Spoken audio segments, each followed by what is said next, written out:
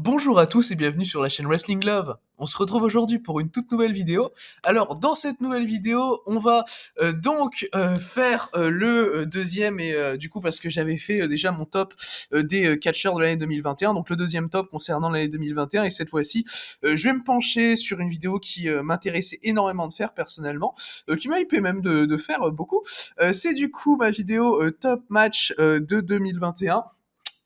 Du coup, sachant que ce sera un top 50 comme l'année dernière, où on aura également ajouté à tout ça en tout début de vidéo 5 mentions spéciales desquelles je vais parler. Donc évidemment, si j'ai bon, je pense que j'ai vu énormément de catch sur 2021. Si cela dit, vous avez des matchs à me conseiller que j'ai potentiellement pas vu, n'hésitez pas à les mettre en commentaire. Bon, évidemment, euh,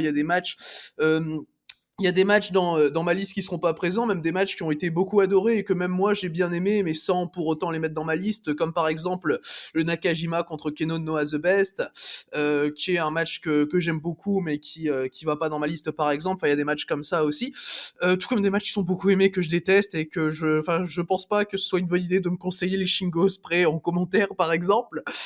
Mais du coup, voilà un petit peu pour la présentation de ma vidéo, donc top 50 donc des meilleurs matchs de 2021. Du coup, on va pouvoir, comme vous l'avez compris, commencer avec les mentions spéciales. Donc, alors, la mention spéciale, numéro 1, du coup, c'est un match de WWE, et c'est le seul match de WWE que je vais évoquer pour cette vidéo. C'est un match qui s'est déroulé à NXT UK dans un weekly, c'est celui du 14 octobre, et c'était Ilya Dragunov qui défendait son titre NXT UK contre A-Kid. Du coup, le Dragunov A-Kid, faut savoir en termes de contexte que par rapport à Ilya Dragunov, en fait, on est du coup sur sa première défense de titre, du coup qu'il a remporté en août dernier face à Walter à Takeover 36. T'as un A-Kid qui du coup arrive en gros underdog et dans son rôle habituel, moi je trouve que ça marche extrêmement bien. T'as une alchimie entre les deux qui se crée très rapidement dans le match avec un très bon acting de la part d'A-Kid. Donc non, oui, franchement, c'est un match qui est très très bon niveau storytelling, où tu vois que Dragunov veut vraiment faire comprendre Ekid qui est encore un jeune, hein, du côté de NXT UK. On peut le considérer comme ça, même s'il a déjà gagné un titre, donc en l'occurrence l'Heritage Cup. T'as Dragunov qui veut vraiment donner une leçon à Ekid en fait. Et personnellement, j'ai vraiment beaucoup aimé cette histoire-là.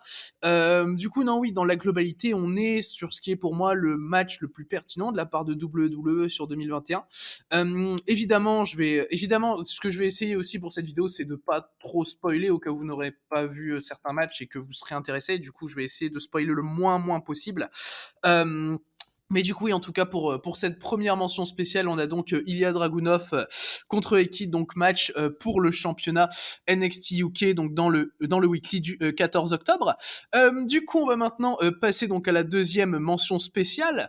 La deuxième mention spéciale, elle se trouve cette fois-ci du côté de chez Dragon Gate. On est en tout début d'année. On est le 12 janvier à Open the New Year Gate, jour 4. Et on est sur un match pour les championnats Open the Twin Gate avec Bibi Hulk et Kai qui étaient champions à l'époque et qui avaient défendu contre Jason Lee et Kota Minoura. Donc du coup, Bibi Hulk et Kai contre Jason Lee et Kota Minoura, c'est un match tag assez typique qu'on peut avoir chez Dragon Gate avec Kai qui avait tourné heel quelques mois auparavant, qui avait pris les titres tag. Du coup, t'es sur vraiment son premier run avec R.E.D. et du coup, t'as toute une storyline pardon, qui veut établir Kai comme un gros heel dominant. Et du coup, là, il affronte Lee et Minoura, du coup, en équipe avec Bibi Hulk, et l'équipe Bibi Hulk Kai est montrée très très forte. Lee et Minoura sont anciens champions. Du coup, forcément, il y a la volonté d'aller regagner le titre derrière. Et t'as un match qui est super bien rythmé et qui est extrêmement logique dans son storytelling. Donc personnellement, ça m'a vraiment beaucoup plu. Ouais, on est sur ce qui était très clairement le premier gros match hein, de la part de Dragon Gate pour 2021. Du coup, ouais, ça se retrouve en mention spéciale. C'était excellent. Du coup, ouais, franchement, gros conseil du coup pour ce match de Dragon Gate. Donc, Bibi Hulk et Kai contre Jason Lee et Kota Minoura. Alors du coup, par rapport à ma troisième des 5 mentions spéciales, on va partir maintenant du côté de chez TGP et donc compagnie qu'on va évoquer plusieurs fois, hein, durant cette vidéo évidemment.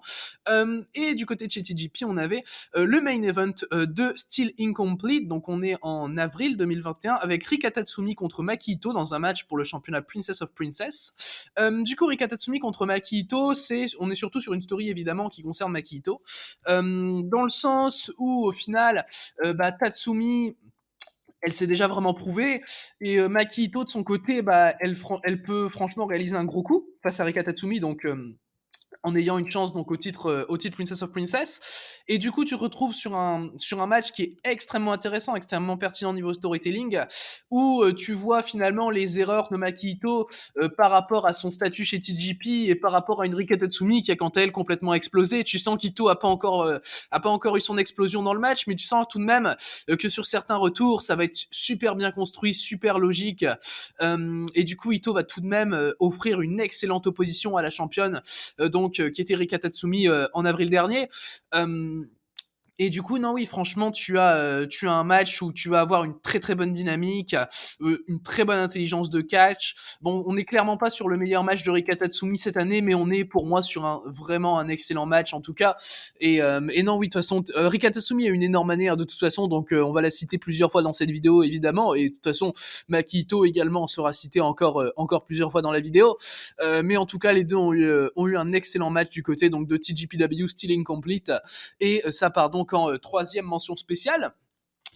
Du coup, par rapport à mon avant-dernière donc mention spéciale, on va désormais partir du côté de chez Pro Wrestling Zero One.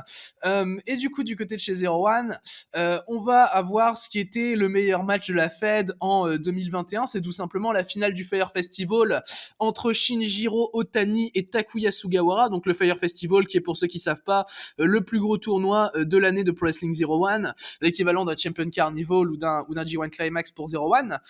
Du coup, on est sur le 7e jour du tournoi, show qui s'est déroulé le 1er août. Et du coup, toute l'histoire entre Takuya Sugawara et Shinjiro Otani repose sur le fait que, du coup, le vainqueur de ce tournoi va challenger Masato Tanaka pour le championnat Zero One. Bon, ça a été un petit peu modifié après suite à une destruction de booking de la part de Noah, mais au moment où a lieu le match, le vainqueur de ce Fire Festival va challenger Tanaka. Et du coup, Otani et Sugawara, faut savoir que de leur côté, ce sont des partenaires par équipe de Tanaka. Otani depuis plus longtemps, Sugawara plus récemment au sein des Revengers. Sugawara a été page vraiment toute l'année pour en arriver à ce moment et il doit affronter vraiment celui qui est finalement booké le plus fort, hormis le champion, chez Zero One pour pouvoir accéder à une chance au titre de Masato Tanaka. Du coup, tu as un storytelling à partir de ça qui va être juste exceptionnel dans ce match.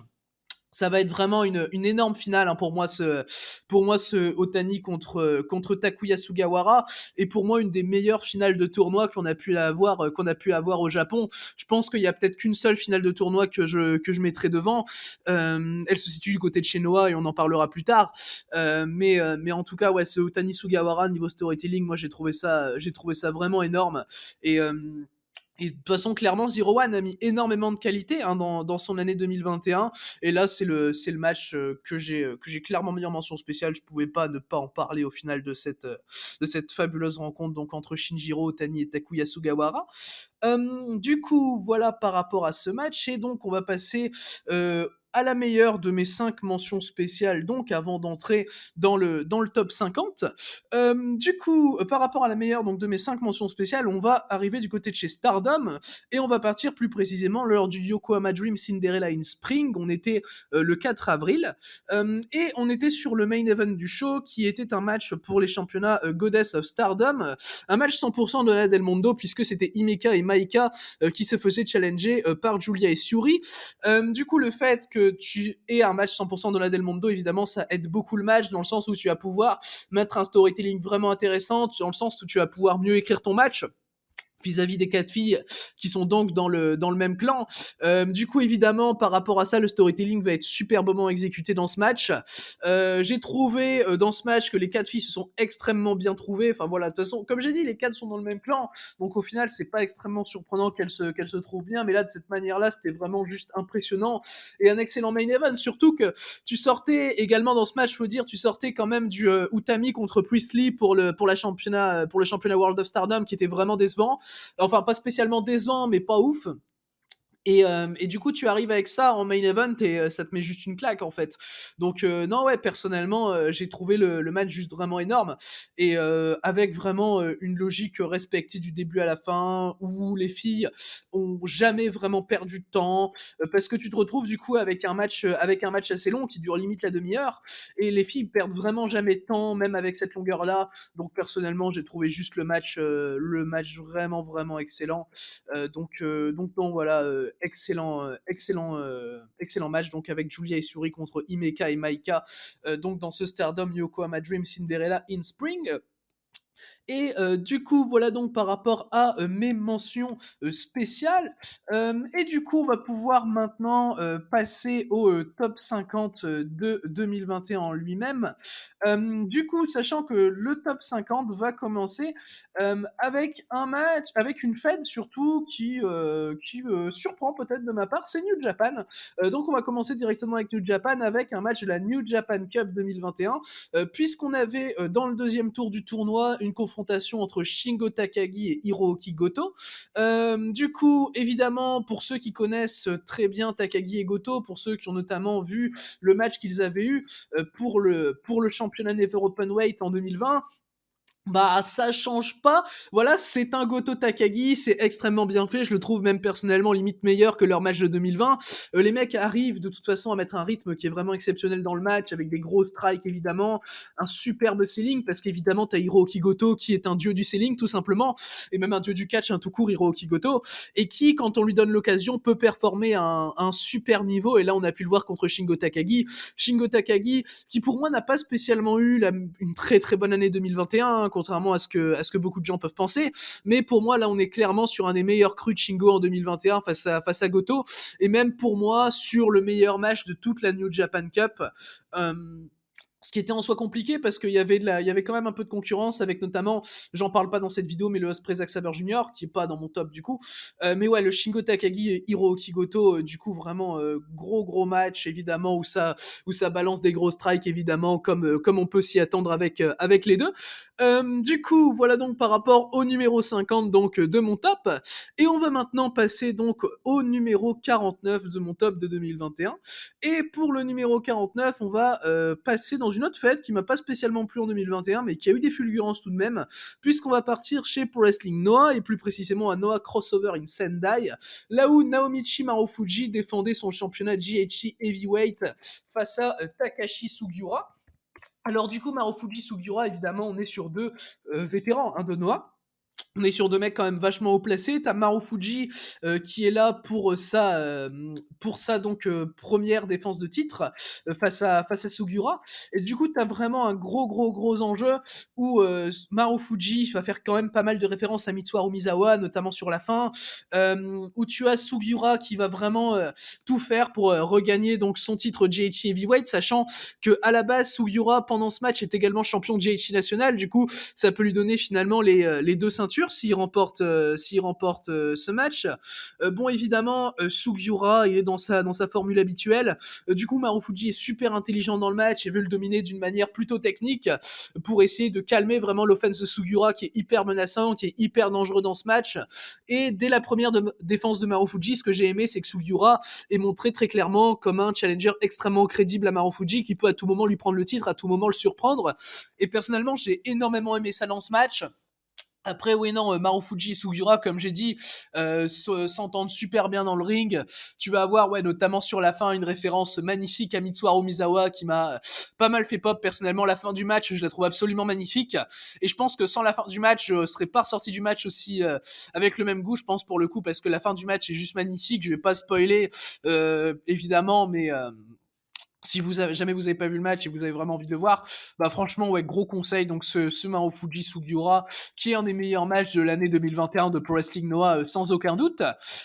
Du coup voilà par rapport à ce numéro 49 donc, et on va maintenant passer au numéro 48 de ce top numéro 48, pour lequel on va partir du côté de chez Seedling. Et du côté de chez Seedling, on avait tout simplement un match pour les titres tag qui s'était déroulé lors du tout premier show de l'année de Seedling, c'était Seedling Opening Match, et on avait donc ici Sari qui faisait équipe avec Yoshiko pour affronter Arisa Nakajima et Tsukasa Fujimoto. Alors du coup, tu as eu un excellent match par équipe, évidemment, et même un meilleur match que le premier qu'ils avaient eu, donc sachant que le premier match qu'ils avaient eu était pour les titres. Celui-là, donc en main event du Korakuen Hall, n'était pas pour les titres. Je sais pas si je me suis trompé auparavant en disant qu'il était pour les titres, mais je me mélange un peu par rapport à... Parce qu'ils ont eu deux matchs, en fait. Mais du coup, ce match-là, non, n'était pas pour les titres tag. Et du coup, avant, en fait, si vous voulez, leur premier match, il est concentré surtout sur des face-off entre Nakajima et Sari. Et du coup, là, non. Là, c'est absolument pas le cas. Là, t'es plus sur un match vraiment buildé autour des 4 filles dans tous les cas. Tu es également, et ça, il faut le préciser, ça c'est assez important à mes yeux, sur l'un des derniers matchs, au final, de Sari avant de rejoindre WWE. Je crois qu'elle affronte juste Maria chez Marvelous après, et c'est tout. Et du coup, tu es quand même sur un match avec avec un certain enjeu. Et tu montres également une super alchimie entre Sari et Yoshiko dans le match. Tsukasa et Arisa également ont été superbes. Tu es vraiment sur un super match par équipe. Beaucoup de rythme, action hyper fluide. Tu es sur ce qui se fait de mieux, hein, très clairement. Avec Nakajima et Fujimoto, pour moi, les Best Friends, c'est une des meilleures équipes qu'on peut retrouver dans le Joshi. Et à chaque fois qu'elles catchent ensemble, bah, c'est juste un plaisir. Voilà, elles n'ont pas beaucoup catché ensemble en 2021, mais à chaque fois, c'était trop bien. Et du coup, là, donc, t'as ce match qui rentre dans mon top de 2021, donc face à Sari et Yoshiko, donc lors de Seedling Opening Match. Et du coup, voilà donc par rapport à ce match. On va maintenant passer donc au 47e match de mon top. 47e match de mon top, et là on va rester dans le Joshi, puisqu'on va passer cette fois-ci du côté de chez Ice Ribbon, dans l'un des meilleurs matchs de la Fed de 2021, dans lequel Tsukushi Haruka challengeait pour la deuxième fois de l'année Tsukasa Fujimoto pour le championnat Ice Cross Infinity. Et du coup, on était lors du show Ice Ribbon, New Ice Ribbon 1157, donc à Ottawa, avec du coup ce qui était ouais pour moi un match juste génial en termes de storytelling, parce que faut rappeler du coup que niveau storytelling, c'est un peu tourné également autour de Manami Toyota, avec notamment la fin du match où t'as un petit peu une passation de pouvoir par rapport à Toyota. Tu vas avoir une Tsukushi qui va être extrêmement impactante, qui va être extrêmement stiff dans le match, ce qui va bon, d'habitude Tsukushi c'est quand même une catcheuse assez stiff, mais là ça va tu sens quand même le changement, dans le sens où Tsukushi vraiment, mais niveau stiffness elle est encore sur un autre level, un level au-dessus quoi, et tu vas vraiment le voir dans le match de par quelques spots, des headbutts, tout, vraiment Tsukushi va tout faire pour ce match, donc contre Tsukasa Fujimoto. Du coup tu sens très clairement que Tsukushi elle joue sa dernière chance au final dans le règne de Tsukasa, parce que bah en avril déjà elle avait eu sa chance dans un excellent match lors de leur match d'avril, et elle avait perdu. Du coup, là, Tatsukushi qui donnait vraiment tout parce qu'elle savait que c'était sa dernière chance, et juste le storytelling était génial dans ce match. Très clairement, ouais, non, en partant du contexte, t'as très clairement une histoire extrêmement logique, un match qui est pas trop long, qui est juste super bien raconté, juste elles ont fait ce qu'il fallait faire, et c'était juste excellent. Donc voilà, pour moi, un des meilleurs matchs d'Ice Ribbon, donc de l'année 2021, et du coup à la 47e place de mon top. On va maintenant passer donc au numéro 46 de 2021. Et pour moi, le numéro 46, on repart du côté de chez New Japan, puisqu'on va partir cette fois-ci du côté de Wrestle Kingdom 15, de la journée 2, et de ce qui est pour moi le meilleur match de Wrestle Kingdom 15, donc des deux journées confondues. On va partir sur le match pour le championnat junior heavyweight, avec Taiji Ishimori qui affrontait Hiromu Takahashi dans ce match. Donc c'est assez rare pour le souligner quand j'adore des matchs d'Hiromu Takahashi, mais juste le match là, je l'ai trouvé génial, hein, à titre personnel, très clairement. Et du coup, donc par rapport à ce Hiromu contre Ishimori, alors niveau storytelling, personnellement, j'ai trouvé ça superbe. Je trouve le match d'ailleurs bien sous-coté par rapport à ce qu'on a pu avoir à Wrestle Kingdom la même journée, et même la journée d'avant, parce que pas mal de gens parlent de Okada Ospreay, Shingo Cobb ou encore Kota Ibushi contre Jay White, mais pour moi c'est celui-là hein, qu'il faut retenir très clairement de Wrestle Kingdom 15. Pour une fois, j'ai trouvé qu'Hiromu avait été très très bon dans ce match, avec un superbe selling, franchement avec un armwork génial également de la part de Taiji Ishimori, qui a été extrêmement inventif, hein, Taiji Ishimori dans ce match, où t'as vraiment des spots vraiment super cool, et très logique, hein, finalement, par rapport à l'histoire du match. Tu sens également que les deux se connaissent très bien. On rappelle que les mecs ont quand même eu énormément d'affrontements l'un contre l'autre, et à chaque fois, mes matchs préférés d'Hiromu Takahashi, bizarrement, c'est contre Ishimori. J'adore leur finale du Best of Super Junior 2018, j'adore leur match du Best of Super Junior 2020, j'adore également leur match de Summer Struggle in Jingu en 2020. Enfin ouais, les Hiromu Ishimori en général, ça se loupe clairement pas. Et là, on a été loin de se louper. Donc on est donc sur le meilleur match de Wrestle Kingdom 15 pour moi, avec un très bon storytelling donc par rapport à ce match, notamment basé sur l'armwork, hein, de Taiji Ishimori. Du coup, voilà par rapport à ce match donc numéro 46 de mon top. Et on va maintenant passer donc au numéro 45, où on avait un match de Joshi, puisqu'on va repartir du côté de chez TJP avec un match qui s'est déroulé à Tokyo Joshi Pro 21. C'était tout simplement Miyu Yamashita contre Maki Ito. Alors dans ce match-là, aucun titre n'était en jeu, mais on est tout simplement sur une histoire qui est géniale entre Yamashita et Ito, dans le sens où clairement, Ito n'a jamais battu Yamashita. Yamashita, c'est celle qui l'a amené chez TJP, c'est sa mentor. Enfin voilà, c'est un peu, Ito doit un petit peu sa carrière à Yamashita quand même. Du coup, t'as toute une storyline entre les deux qui a ça comme gros match. Bon, évidemment, on va reparler plus tard des deux filles, puisqu'elles ont eu un autre match un peu plus tard dans l'année, mais ça, ouais, on en parlera plus tard. Mais du coup, Yamashita et Maki Ito à Tokyo Joshi Pro 21 ont réussi à avoir un excellent match dans lequel Maki Ito a donné beaucoup de fighting spirit, même si tu voyais clairement sur le match, ce qui était montré, c'est qu'elle n'était pas au niveau de Yamashita, très clairement.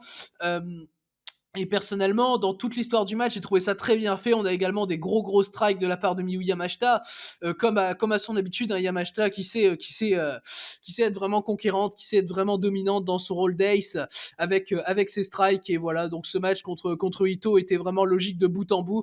Et donc pour moi, voilà vraiment un très très gros match. Donc, mais pour moi, j'avais mis 4,25 à ce match. Du coup, voilà donc par rapport à mon numéro 45 donc, de ce top. Et on va maintenant passer au numéro 44. Et pour le numéro 44, on va rester chez Tokyo Joshi Pro. Et on va rester également avec un match de Miyu Yamashita, puisque Miyu Yamashita, lors de Yes Wonderland en mai dernier, challengeait Rika Tatsumi pour le championnat Princess of Princess. Alors du coup, le Tatsumi contre Yamashita, évidemment, on est sur une grosse histoire quand même, parce que finalement, Tatsumi, elle est sur donc son premier règne en tant que championne. Et elle affronte une Yamashita qu'il avait déjà battue à l'époque quand Yamashita était championne. Du coup, t'as Tatsumi qui est vraiment là pour prendre vraiment sa revanche.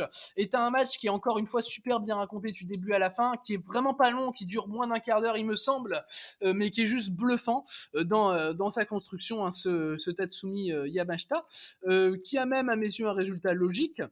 Et tu as vraiment une très très grosse tension, tu as la passion de Rika Tatsumi qui est super bien montrée dans ce match. Yamashita, c'est vraiment une tueuse dans le match, elle est extrêmement en confiance, et tu le vois, et plus le match avance, plus tu sens une Yamashita en confiance, plus tu sens qu'elle a vraiment envie d'en découdre. Et enfin déjà dans le match, déjà quand elle regarde Tatsumi au début du match, tu sens vraiment qu'elle a envie de la tuer. Et non, vraiment t'as des contres qui sont géniaux. Par exemple, une diving hip attack de Tatsumi contrée par Yamashita par une German suplex. Enfin bref, franchement niveau gros match TJP, on est sur un des meilleurs de l'année. Bon, on n'est pas sur le meilleur de l'année évidemment, parce que cette place-là est indiscutable.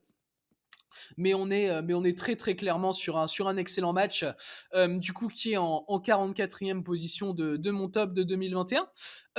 Du coup, voilà donc par rapport à ce match. Et on va maintenant passer donc au numéro 43 de mon top. Et pour le numéro 43, on va donc aller chez New Japan, dans un match qui s'est déroulé à Road to Castle Attack au deuxième jour. Et on avait un gros tag en main event. Et là, vous allez comprendre tout de suite pourquoi c'est dans mon top. C'était Kota Ibushi qui faisait équipe avec Yuji Nagata pour affronter Tetsuya Naito et Shingo Takagi. Du coup, dans un match qui était là pour préparer le Ibushi Naito de Castle Attack pour le titre intercontinental. Et à ça, tu rajoutes Nagata et Takagi qui vont avoir des excellents échanges dans ce match. Dont évidemment, c'est les échanges Ibushi Naito qui vont primer. Le match, t'as du gros slugfest également. L'action est extrêmement fluide, tu te fais jamais chier, c'est pas trop long. C'est extrêmement bien fait, vraiment, c'est un des meilleurs match tag que j'ai pu voir en 2021 personnellement. C'est assez taré niveau exécution, tout ça. C'était vraiment super bien fait. Et puis évidemment, t'as du très bon storytelling entre Ibushi et Naito qui sont pour moi au passage deux des meilleurs catcheurs de New Japan, qui ont une des meilleures séries pour moi de l'histoire du New Japan. Donc évidemment, c'est facile de me hype avec deux mecs comme ça qui s'entendent aussi bien dans le ring et qui savent se rendre pertinents hyper facilement dès lors qu'ils sont l'un contre l'autre dans le ring. Donc bah voilà, au final, je te retrouve sur un match tag qui est juste fantastique et qui arrive un peu de nulle part hein, parce que t'es en main event d'un Road to en février dans une période habituellement un peu creuse par rapport à New Japan. On est sur le mois post Wrestle Kingdom, donc qui est leur plus gros show de l'année. Et là, t'as ce tag ultra banger, donc au deuxième jour de Road to Castle Attack et j'étais vraiment pas prêt. Donc voilà, très gros match. Donc là avec Ibushi et Nagata contre Naito et Shingo Takagi. Du coup, voilà donc par rapport à ce match donc, qui occupe la 43e place de mon top. Et du coup, on va maintenant passer donc au numéro 42 de ce top, numéro 42 qui se situe chez Ice Ribbon et on était au show 1161 Sweet November, donc le 28 novembre avec Tsukushi Haruka qui défendait son titre Ice Cross Infinity face à Suzu Suzuki. Du coup, le Haruka contre Suzuki, évidemment, c'est un match qui est juste fantastique encore une fois avec juste une histoire qui est extrêmement bien racontée dans le sens où c'est la première défense d'une Tsukushi Haruka qui doit vraiment se prouver face à une Suzuki qui a déjà été quand même un peu l'ace de Ice Ribbon fin 2020, début 2021, qui est très jeune, qui a su montrer qu'elle avait un énorme potentiel. Mais au final, ouais, c'est vraiment le match de Tsukushi Haruka, clairement ce match, le match qui lui permet de se prouver en tant que championne, ce dont à mes yeux elle avait clairement besoin à travers une challengeuse telle que Suzuki. Donc dans la globalité, j'ai trouvé le match extrêmement bien fait. Encore une fois, on a une Tsukushi extrêmement brutale et un match qui montre également extrêmement bien, je trouve, l'évolution de Suzuki tout au long de cette année 2021, dans le sens où quand elle perd le titre contre Fujimoto en février, c'est pas la fille violente et tout. Ensuite, elle va avoir une série de matchs hardcore durant l'année. Elle va très clairement se démocratiser au style deathmatch. Et là, du coup, tu vas avoir une Suzuki beaucoup plus agressive, beaucoup plus brutale. Et du coup, quand tu fais la comparaison entre ces deux matchs pour le championnat Ice Cross Infinity du mois de donc le match contre Fujimoto puis le match contre Tsukushi, bah t'as clairement une différence extrêmement logique entre les deux matchs qui a été extrêmement bien racontée. Pareil, encore une fois, le match est pas très long, mais juste il fait parfaitement bien son taf. Il dure quoi? Ouais, moins de 20 minutes, pour moi un peu plus d'un quart d'heure. Donc oui, c'était clairement, ça pouvait pas être mieux fait de toute façon ce Tsukushi contre Suzuki, qui est pour moi donc le meilleur match d'Ice Ribbon de 2021. Et donc comme vous l'aurez compris, le dernier match de la fête dont je vais parler dans cette vidéo. Et du coup, donc voilà par rapport à ce match, on va maintenant passer au numéro 41 donc de ce top, le numéro 41 de ce top qui était quant à lui chez All Japan. Et on avait le quatrième jour du Royal Road Tournament, donc une demi-finale du tournoi, sachant qu'on est sur l'opener du show, c'est Kento Miyahara contre Suwama, parce que faut pas déconner, dès que Kento Miyahara et Suwama s'affrontent, ils te sortent une masterclass de storytelling, ce qui a clairement été le cas. C'est une suite ultra logique de leur match du Champion Carnival qu'on a eu un peu plus tôt dans l'année. Vraiment une suite parfaite, puisque bah, du coup, t'as Suwama qui va vraiment tout faire pour pouvoir battre Kento, qui va même essayer sa powerbomb avec laquelle il avait battu Kento en mars 2020 pour lui prendre le triple crown. Bon, il va pas passer sa powerbomb logiquement, hein, on est en opener, donc Swama va pas passer sa powerbomb, ça me paraît normal. Mais du coup, au final, donc on était le 29 août, hein, j'ai pas précisé, mais du coup, au final, t'as un match qui dure 12 minutes, mais qui est juste insane dans sa logique. Enfin voilà, vraiment, tu vois que Suama, dès le début, il montre qu'il veut être plus fort que Miyahara. Dès le premier lock-up, le mec le domine. Le mec est strong, le mec fait des chops hyper impactants. Miyahara doit surprendre Suama hein, pour le battre. Pile driver sur l'apron, par exemple, avec toujours un superbe selling de la part de Suama. qui va même tenter d'attaquer la jambe de Kento Miyahara, notamment par exemple avec un Boston Crab. Mais du coup, vu qu'il va pas continuer spécialement à legwork, bah, c'est logique dans le match de voir Kento pas spécialement sell sa jambe et faire ses coups de genou assez normalement. Ce qui est quelque chose qui me dérange parfois, notamment dans le match du Champion Carnival contre Zeus de l'année dernière, donc de 2021. Mais là, pour le coup, j'ai trouvé ça logique. Et du coup, en 12 minutes, t'as eu le genre de match qui a clairement fait marcher ton cerveau à 100 000 à l'heure. Et c'est ce que j'adore avec ces deux catcheurs, Miyara et Swama. Dès qu'ils se rencontrent dans le ring, tu peux vraiment jamais te faire chier. Et ça a été, niveau storytelling, fantastiquement produit. Du coup, voilà donc par rapport à ce numéro 41 donc, de mon top. Et pour le numéro 40 de mon top, auquel on va passer désormais, on va partir du côté de chez Dragon Gate et on avait le 3 novembre un match pour le championnat Open the Dream Gate avec Yamato qui défendait son titre contre Bibi Hulk. Du coup, Yamato contre Bibi Hulk, évidemment, on est sur une grosse affiche d'un point de vue historique chez Dragon Gate.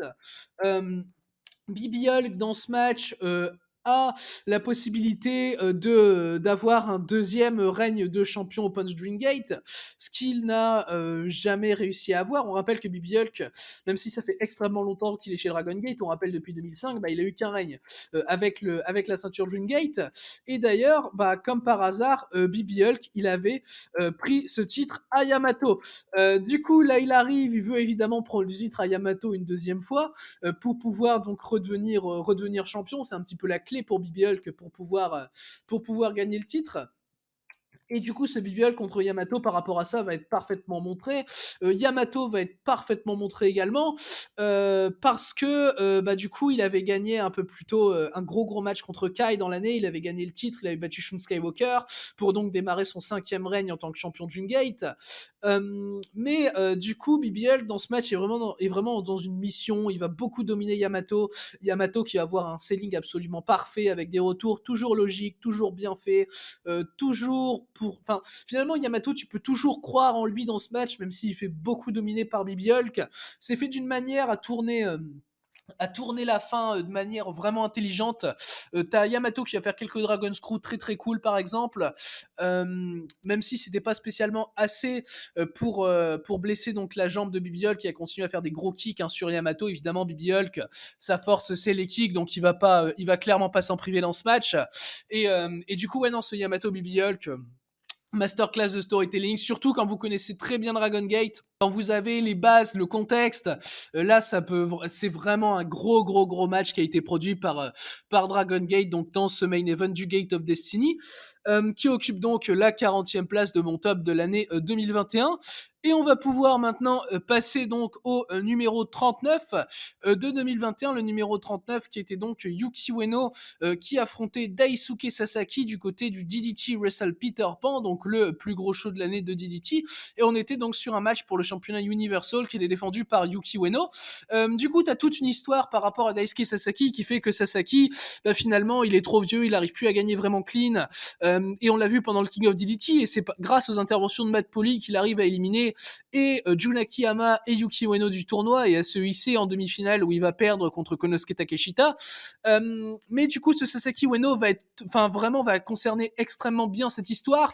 Tu vas voir également des éléments de feud entre les deux qui vont être placés, comme les low blows de Sasaki. Tu vas voir une référence au Sasaki Endo qu'on avait eu lors de Ultimate Party 2020 également, une référence que j'ai trouvé géniale à titre personnel avec le dive sur la table vers l'extérieur du ring de la part donc de Sasaki. Et du coup ouais, t'es sur un match qui raconte un petit peu l'histoire d'un Sasaki qui passe de dépassé à un petit peu grandiose quand même avec la fin. Du coup personnellement c'est un match que j'ai trouvé magnifique dans ce qu'il a raconté. Évidemment bon, vu qu'on a eu une très très grosse année 2021 quand même, on a été un petit peu gâtés surtout au Japon.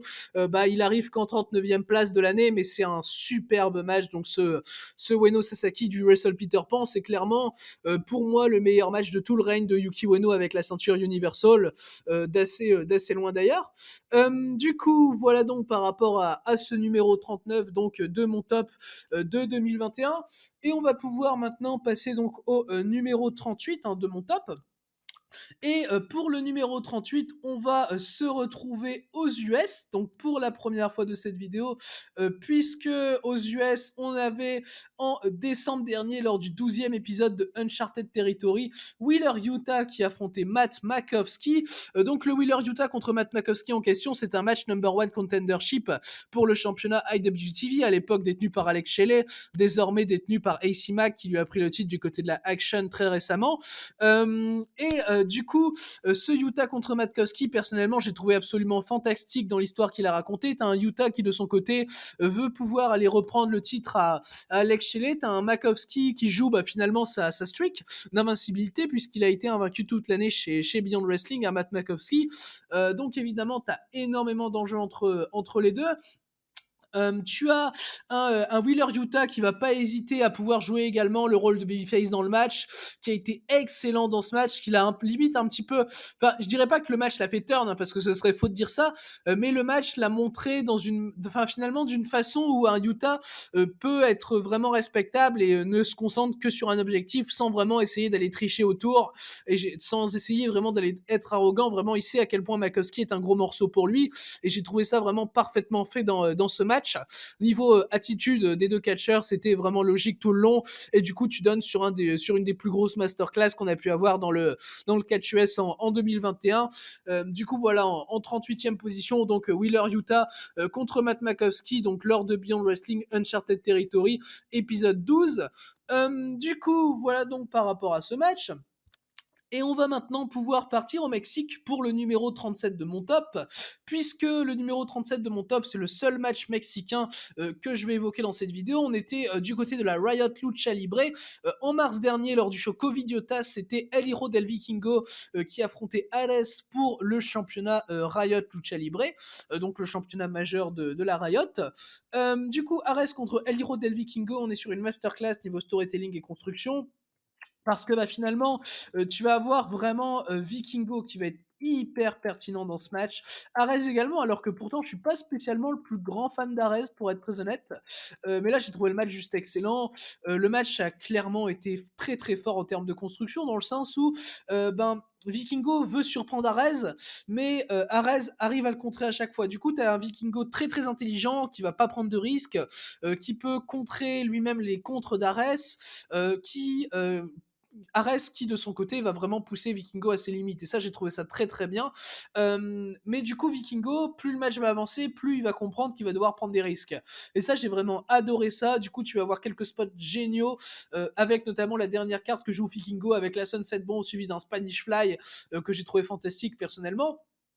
Je suis pas spécialement ce genre de match ultra high fly habituellement, mais là, tu as un match qui est parfaitement raconté, où les deux vont vraiment tout donner, où un Ares va être extrêmement intelligent dans son catch, ou du début à la fin, ouais, tu vas avoir un match absolument incroyable. Donc ouais, pas vraiment impressionnant par son headring, mais par sa construction vraiment bluffant. Donc ce match pour le championnat, donc Riot Lucha Libre, donc qui a eu lieu donc lors du main event du show Covidiotas, donc c'était le 21 mars dernier. Je pense pas que le match soit énormément trouvable si jamais il vous intéresse. Je crois qu'il doit être je crois qu'il avait été diffusé sur YouTube à l'époque, je sais pas si encore. Mais du coup, ouais, voilà pour donc ce Ares contre El Hijo del Vikingo, donc lors de Riot Lucha Libre Covidiotas. Et on va pouvoir maintenant passer donc au numéro 36 de mon top numéro 36, pour lequel on va repartir du côté de Dragon Gate dans un des matchs les plus émotionnels de l'année 2021, puisqu'on était sur le main event du show Speedstar Final avec Masato Yoshino et Naruki Doi qui faisaient équipe pour la dernière fois pour affronter Bibi Hulk et Eita. En l'occurrence, on est du coup sur le match de retraite de Masato Yoshino qui va précéder donc la cérémonie de retraite de Yoshino, qui est un moment absolument énorme, même dans l'histoire de Dragon Gate. Du coup, on a un match qui est très très important déjà pour l'histoire de Dragon Gate de par son dénouement, parce qu'on sait que c'est le match qui va amener, peu importe le résultat, à la retraite de Masato Yoshino. Donc on est le 1er août dernier, dans un show hyper important, puisqu'on est sur ce qui est considéré un petit peu comme le deuxième jour du Kobe Pro Wrestling Festival, dans lequel Eita et Bibi Hulk vont être parfaits dans leur rôle de heel dans Origi, tandis que de leur côté, Doi et Yoshino vont clairement, niveau combinaison, se faire vraiment plaisir et tout, et tu vas voir vraiment un Yoshino splendide. Pour son dernier match, vraiment, Yoshino fait une performance splendide. Il a été phénoménal hein, dans ce match, très clairement, Masato Yoshino, où tu sens clairement dans le match que c'est une grande partie de la compagnie qui s'en va. Tu vois également une espèce de passation de pouvoir entre Yoshino et Eita à la fin que j'ai trouvé incroyable personnellement. Tu as dans une très grande partie du match Oridi qui ne va pas intervenir pour attaquer Yoshino, donc ça va montrer quand même une sorte de respect par rapport à Yoshino, même s'il y a bien un moment où Oridi va intervenir évidemment parce que ça reste Oridi, et à part dans le cas Yamato Tunnel Gate, ils interviennent tout le temps. Et du coup, non, oui, franchement, ça a été parfaitement fait en tout cas. Et il y aurait pas pu avoir très clairement un meilleur hommage à la carrière de Masato Yoshino que ce match. Donc pour moi, ouais, on est sur l'un des meilleurs matchs de Dragon Gate de 2021. Et c'est beau que pour sa dernière, que pour sa toute dernière, Masato Yoshino fasse une performance aussi impressionnante, aussi pertinente, et donc un match aussi fantastique qui se retrouve donc en 36e place de mon top. Et on va pouvoir maintenant passer donc au 35e match de mon top. Et pour le 35e match de mon top, on va partir du côté de chez DDT, et plus précisément du côté de leur plus gros tournoi de l'année, le Dio Grand Prix. Dans le jour 5 et dans le main event, Yuji Ino était opposé à Yuki Ueno. Du coup, Yuji Ino contre Yuki Ueno, c'était un match fantastique là également. Dans son storytelling, alors tu as Yuki Ueno contre Yujino, évidemment niveau gabarit c'est pas la même chose. Du coup ça va très très bien jouer sur ça. Tu vas avoir Yujino qui va très très clairement punir Yuki Ueno dans ce match. Tu vas avoir des séquences où Ino va mettre des chops à Ueno, mais tu te demandes comment Ueno arrive encore à respirer. Tu te demandes limite comment Ueno arrive à s'en sortir très clairement. Et moi, à titre personnel, dans ce match, l'acting de Yuki Ueno m'a absolument bluffé. Du coup, ce qui fait que au fur et à mesure que tu avances dans le match, t'as un Ueno qui se fait de plus en plus défoncer, mais qui résiste vraiment, qui résiste à mort à ce que fait Yujino, à un Yujino hyper dominant, et qui fait tout un petit peu pour essayer de trouver une petite faille chez Ino, même la plus minuscule faille chez Yujino, parce que de toute façon, il y a que comme ça que Yuki Ueno peut s'en sortir, hein, très clairement, dans ce match. Donc j'ai trouvé ça parfaitement raconté à titre personnel, dans ce Ino Ueno, et donc très clairement, ouais, ça mérite très fortement donc cette 35e place de mon top. Je vais pas spoiler évidemment, mais niveau storytelling, de toute façon, je pense que les images du match parlent d'elles-mêmes, et le torse de Yuki Ueno après le match également. Du coup, voilà donc par rapport à ce match. Du coup, on va maintenant passer donc au numéro 34 de mon top. Et pour ce numéro 34 de mon top, on va donc partir du côté de chez All Japan Pro Wrestling, dans un des nombreux matchs que Suwama a dans ce top, et cette fois-ci il affrontait Shotaro Ashino lors du 3e jour des New Year Wars 2021. Donc il faut savoir par rapport à ce match que c'était la 2e chance au titre de Shotaro Ashino durant le règne de Suwama, puisque Shotaro avait déjà été le premier challenger de Suwama en juin 2020, dans un match que j'ai pas vu d'ailleurs, mais ce match-là, qui s'est déroulé donc évidemment en janvier 2021, va être juste phénoménal. Le grappling dès le début du match va être superbe entre les deux. Évidemment, bon, on est sur un match typical de la part de Suwama, mais où Ashino va essayer quand même de prendre le match un peu plus dans son style, et tu le vois notamment avec les premières minutes de match où t'as pas mal de grappling. Même si je pense que la séquence de grappling, justement, la séquence au sol, la séquence lente, aurait pu être un petit peu moins longue, je dirais, elle est tout de même restée excellente dans son genre. Parce que du coup, ouais, vraiment, t'as Suwama qui est assez facile justement face à Ashino, dans le sens où Suwama a déjà battu Ashino, il se dit bon, c'est un peu fait. Par exemple, quand il a porté son ankle lock qui va essayer de porter un ankle lock à Ashino, bah, j'ai trouvé extrêmement arrogant Suwama, parce qu'on rappelle que l'ankle lock c'est quand même la prise de Shotaro Ashino. Donc personnellement, j'ai trouvé ce spot génial dans ce match, et du coup les deux vont parfaitement jouer leur rôle. Quand même, Ashino va être génial dans son rôle de challenger également, avec un Suwama très très dominant également. Donc non, oui, franchement, c'est un match de Suwama, c'est une des nombreuses masterclass de storytelling qu'a pu lâcher Suwama en 2021. Donc très clairement, ça vaut bien sa place dans ce top. Du coup, voilà donc par rapport à ce match. Et du coup, on va pouvoir maintenant passer au numéro 33 donc de ce top. Et pour le numéro 33 de ce top, on va partir sur le seul match de la scène UK que je vais évoquer dans cette vidéo. Et on était donc à Rev Pro du côté du show High Stakes, dans lequel, dans le main event, Will Ospreay défendait son championnat British Heavyweight face à Ricky Knight Jr., qui lui dans ce match défendait son titre Cruiserweight. Alors du coup, ce Ospreay contre Ricky Knight Jr., personnellement, je l'ai trouvé génial, et pourtant c'est très très rare que je trouve les matchs de Will Ospreay géniaux, considérant les tendances du catcheur vraiment insupportables. Mais le match là, pour le coup, niveau storytelling, je l'ai trouvé génial. T'as Ricky Knight Jr., c'était la première fois que je le voyais, et le mec une performance, waouh, quoi, vraiment scotchante, Ricky Knight Jr.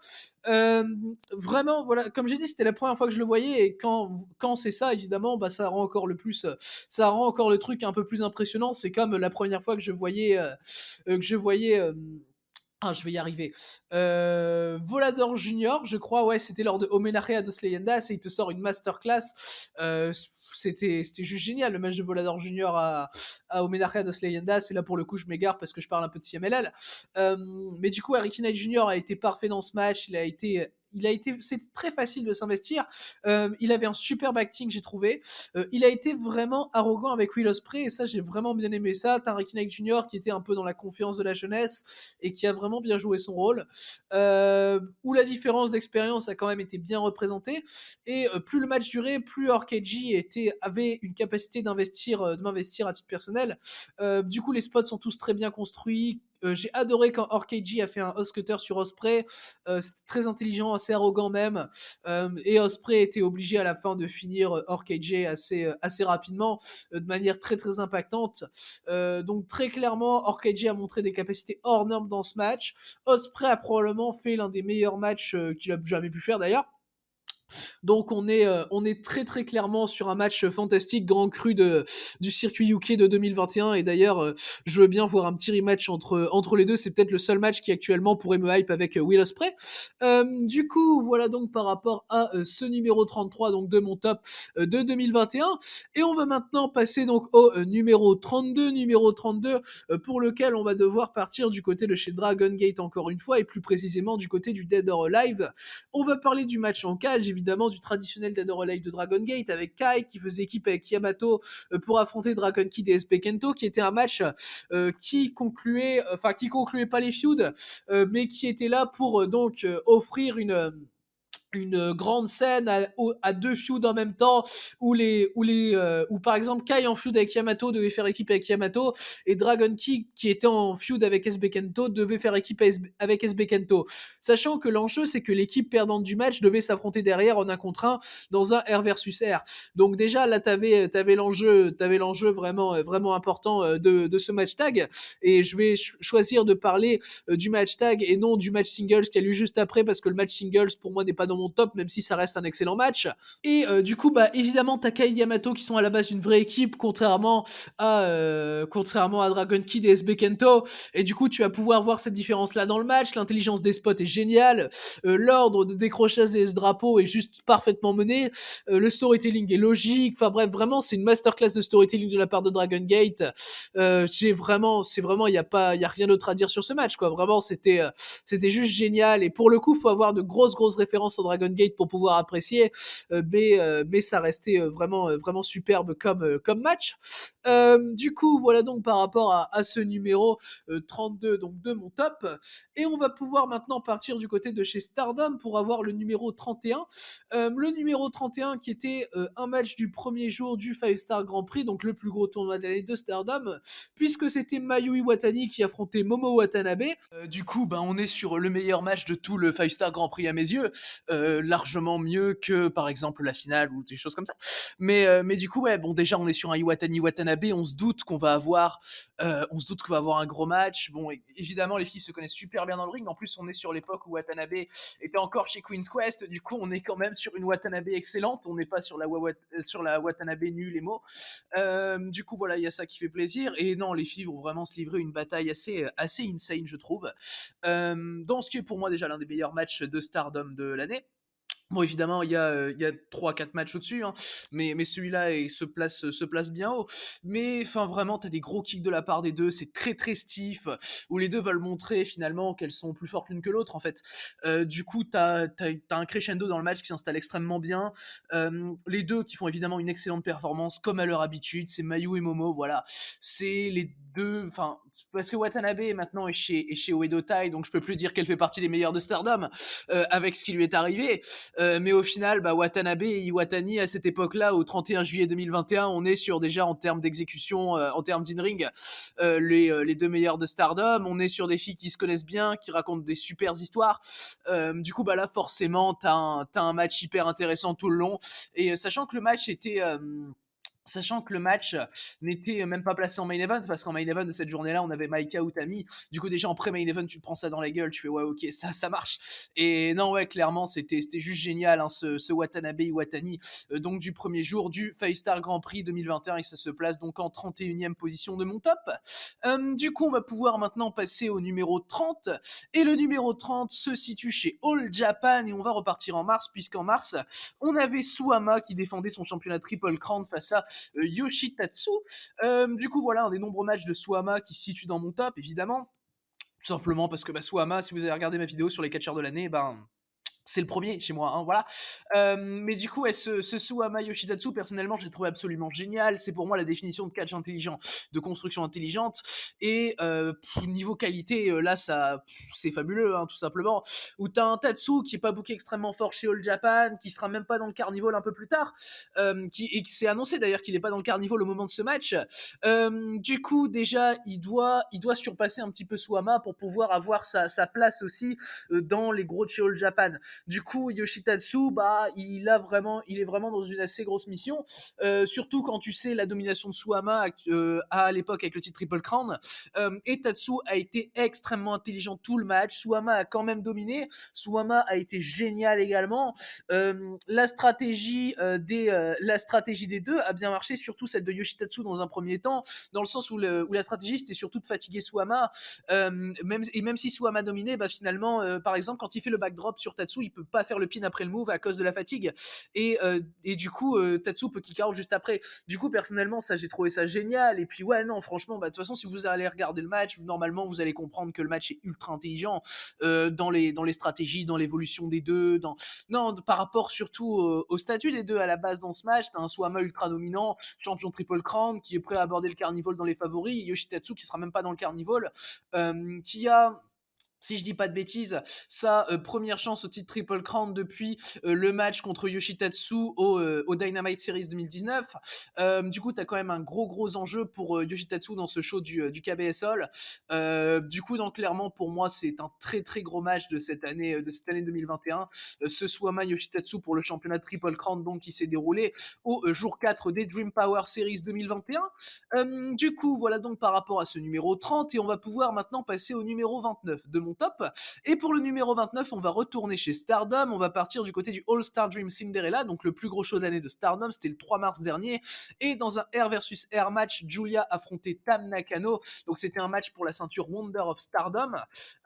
Du coup, le Julia Tam Nakano, c'est la fin d'une énorme feud entre les deux, qui datait quand même d'assez longtemps, enfin de quasiment un an. C'est le troisième match d'ailleurs entre les deux pour la ceinture Wonder of Stardom. Et du coup là t'as une grosse conclusion de feud. Qui plus est dans le plus gros show de l'année, dans le main event, et qui plus est dans un Air versus Air match qui est une stipulation extrêmement importante, notamment dans le Joshi. Et du coup on est sur ce qui est très clairement le meilleur match de la série entre Julia et Tam Nakano. Niveau émotion déjà j'ai trouvé ça fantastique personnellement, dans le sens où tout est bien amené tout est vraiment superbement amené pour la fin. Tu as une Julia qui est assez, on va dire, overconfident, qui sous-estime bien Tam Nakano, je veux dire, qui est incroyable dans son rôle Julia, très clairement. Là, niveau e-work, Julia a sorti une grande performance. Tam Nakano également sort une grande performance de babyface dans ce match. Je l'ai trouvé personnellement incroyable, hein, Tam Nakano, et c'est probablement la meilleure performance de sa part que j'ai pu voir.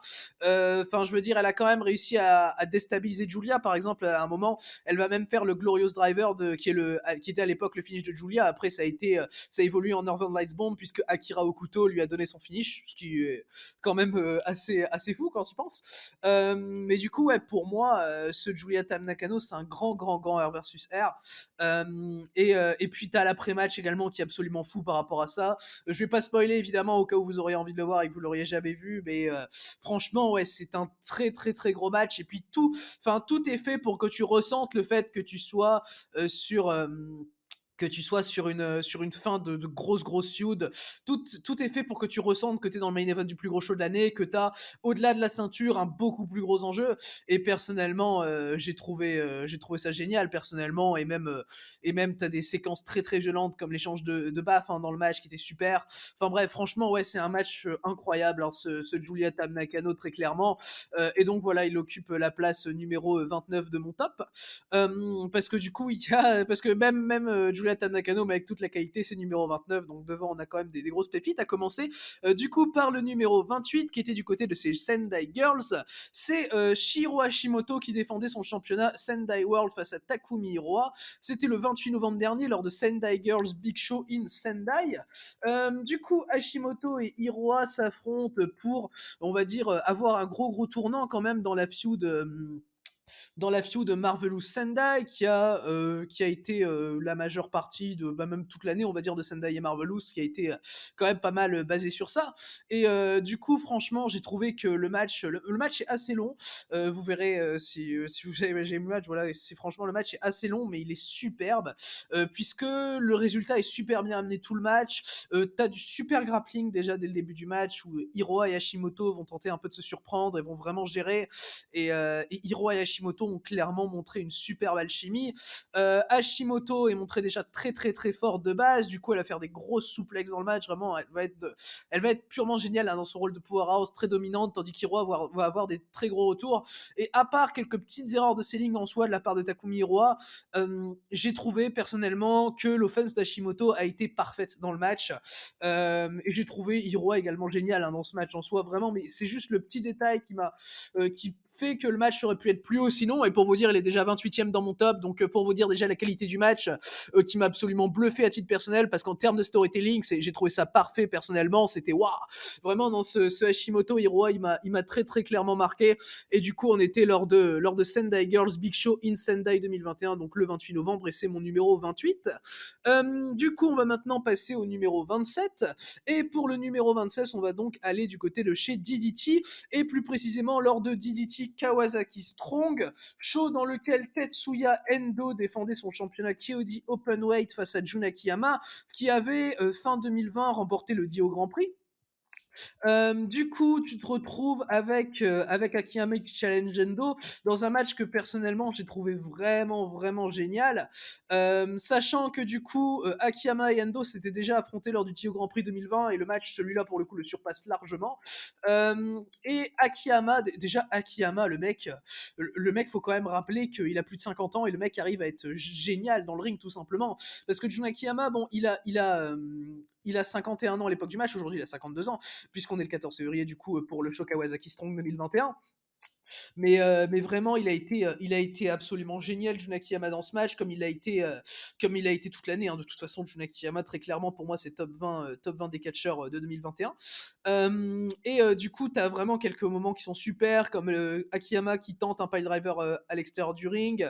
Et le fait, juste le fait qu'il l'essaye, qu'il n'y arrive pas spécialement à le faire, j'ai trouvé ça génial personnellement. Enfin, je veux dire, Akiyama, tu vois qu'il donne tout pour, à 51 ans, prouver que le mec peut être champion, quoi, peut être champion chez DDT, donc dans une grosse compagnie, surtout sur un titre qu'il a du coup jamais gagné, sachant que Jun Akiyama incarne pas spécialement DDT. Du coup, personnellement, j'ai trouvé extrêmement intelligent dans ce match, parce que du coup, tu as par exemple Endo qui va attaquer le genou gauche de Jun Akiyama dans le match, et Akiyama qui va du coup faire ses offenses, ses coups de genou avec son genou droit. Et personnellement, ça, j'ai trouvé ça génial, genre juste ça. Et vraiment, ouais, tout a été superbe dans le match, du début à la fin. C'est clairement un énorme match pour moi, ce Endo Akiyama, et c'est pour moi d'ailleurs le meilleur match de Tetsuya Endo sur cette année 2021, assez clairement. Et du coup, ça occupe la place numéro 27 de mon top. Et maintenant, on va pouvoir passer donc au numéro 26 de mon top. Et pour le numéro 26, on va partir du côté de chez TGP, puisque du côté de chez TGP, on avait lors du jour 6 de la Tokyo Princess Cup Makito qui défiait Mizuki. Donc Makito contre Mizuki, c'était donc une demi-finale du plus gros tournoi de l'année de TGP. Du coup, ce Mizuki contre Makito, déjà, il a une grosse histoire dans le sens où Mizuki, elle a toujours battu Makito quand elles ont eu des matchs l'une contre l'autre. Sachant que les deux ont déjà été en équipe également, enfin, t'as tout un storytelling qui va se baser à partir de ça, avec une Makito qui affronte quand même Mizuki qui vient de sortir Miyu Yamashita du tournoi. Donc déjà, t'as quelque chose de gros à faire pour Makito. Et Makito, c'est vraiment son challenge, c'est son match. Et elle fait une performance qui est absolument fantastique. Mizuki a été superbe, comme toujours, hein, évidemment.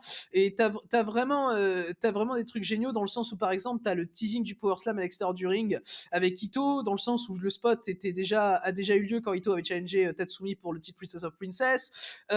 Mizuki l'esquive, et plus tard dans le match, elle va prendre le spot, j'ai trouvé ça génial. Enfin, vraiment, toute la construction du match, comme ça, a été hyper intelligente. Mizuki a eu des super retours, des super double foot stomp notamment, mais Ito a toujours continué vraiment à se battre et à même dominer Mizuki. Et sachant qu'avec, par exemple, son Boston Crab, elle a vraiment failli faire taper Mizuki 2 fois, et 2 fois où je pensais vraiment que c'était fini pour Mizuki au final. Et ouais, non, en termes d'évolution de personnage de Makito, moi j'ai trouvé ça insane personnellement.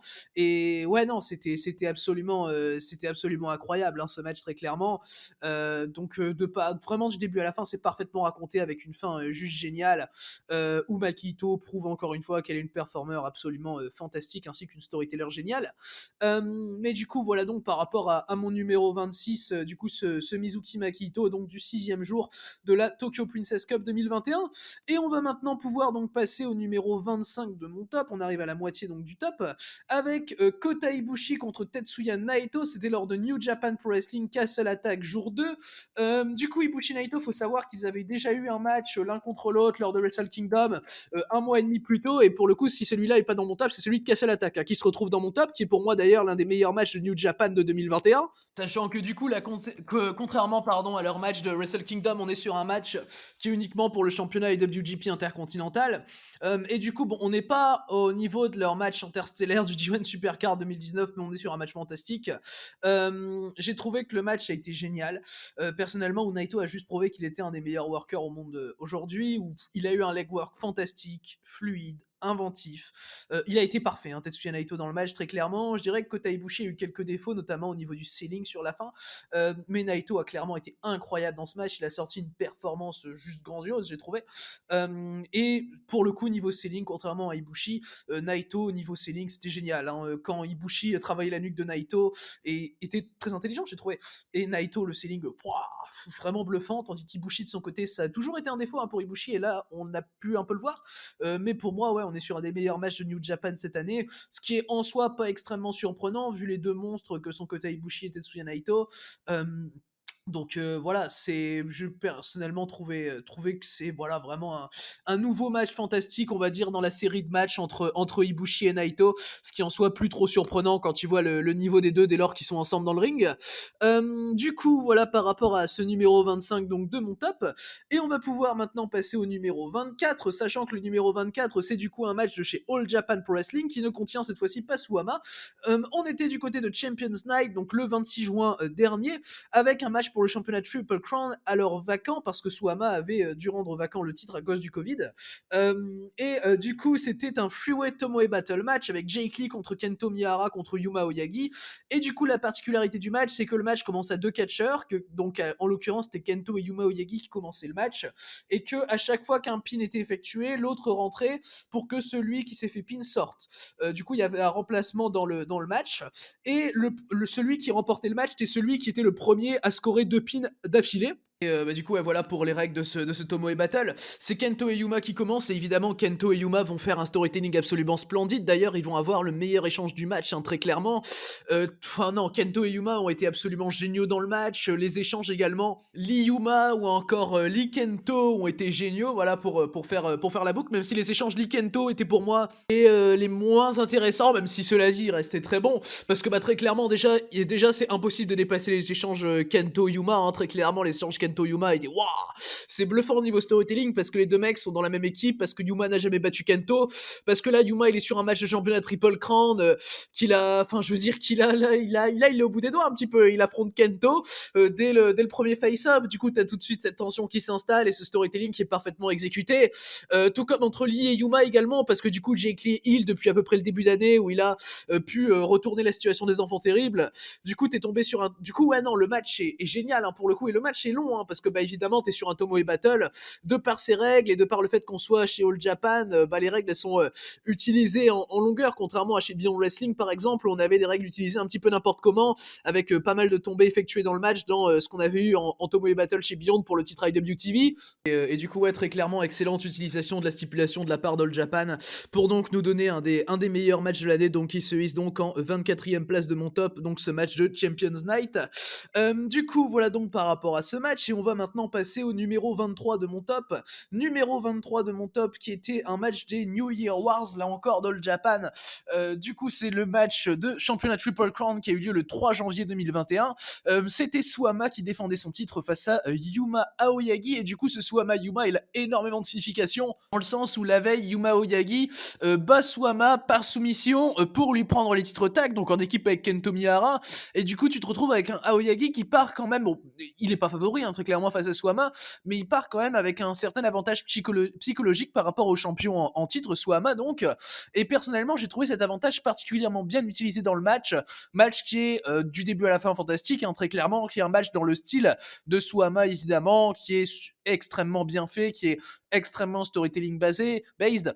Bah évidemment, Suwama fait une super perf. Yuma Aoyagi également dans ce rôle a été absolument génial, parce que Yuma Aoyagi au final, bah même s'il a battu Suwama la veille, même s'il a quand même un certain avantage, bah Suwama Suwama tout simplement au niveau de gros matchs comme ça, normalement il le mange à Suwama, et tu vas avoir des spots qui vont être géniaux dans le match, comme Aoyagi qui va essayer de faire sa soumission avec laquelle il a battu Suwama la veille, et du coup tu vas avoir Suwama qui va résister à ça. Enfin, ça va être vraiment parfait ce match. C'est clairement un des meilleurs matchs de championnat Triple Crown de l'année.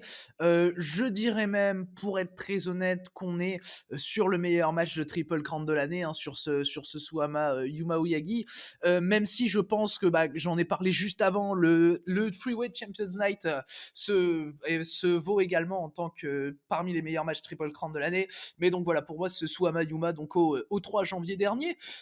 Du coup, on va maintenant pouvoir passer au numéro 22 de mon top, et pour le numéro 22, on va partir du côté de chez Pro Wrestling Noah, et de chez Pro Wrestling Noah plus précisément à Higher Ground 2021 jour 1, donc on était en janvier dernier avec un 8-man tag team match qui était placé en main event, où on avait d'un côté Kongo, donc Keno, Masaki Tamiya, Katsuhiko Nakajima et Manabu Soya, qui affrontaient Goshi Ozaki, Naomichi Marufuji, Takashi Sugiura et Kaito Kiyomiya, donc un gros 4v4 avec les stars babyface de Noah face à Kongo. Donc évidemment, sachant qu'on est sur l'équipe 1 de Kongo très clairement en tout point, on est clairement sur un match génial, hein, voilà, avec des échanges incroyables entre Goshi Ozaki et Katsuhiko Nakajima, seulement 2 mois après leur all-time classique de novembre 2020 pour le championnat GHC Heavyweight.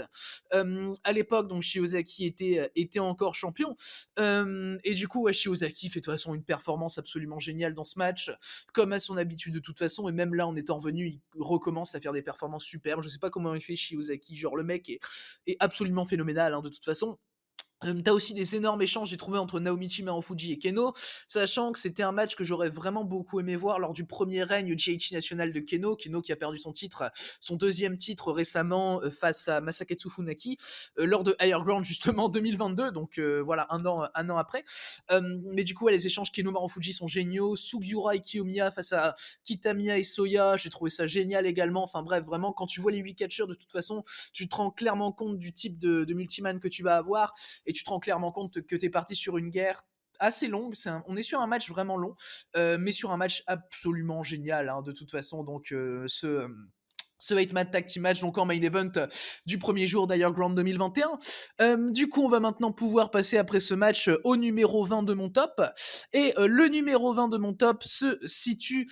au numéro 21, pardon, de mon top. Numéro 21 de mon top qui se situe chez All Japan Pro Wrestling. Et donc, on était lors du jour 10 du Champion Carnival 2021, donc le dernier jour du tournoi, avec une confrontation entre Suwama et Shuji Ishikawa. Sachant que Suwama et Ishikawa s'étaient déjà affrontés, enfin plusieurs fois évidemment, mais surtout en 2020, pour le championnat Triple Crown dans un match qui est l'un des meilleurs matchs de 2020 très clairement. Et là ils remettent ça, donc évidemment je suis extrêmement hype et on est sur le deuxième meilleur match du Carnival, hein, tout simplement.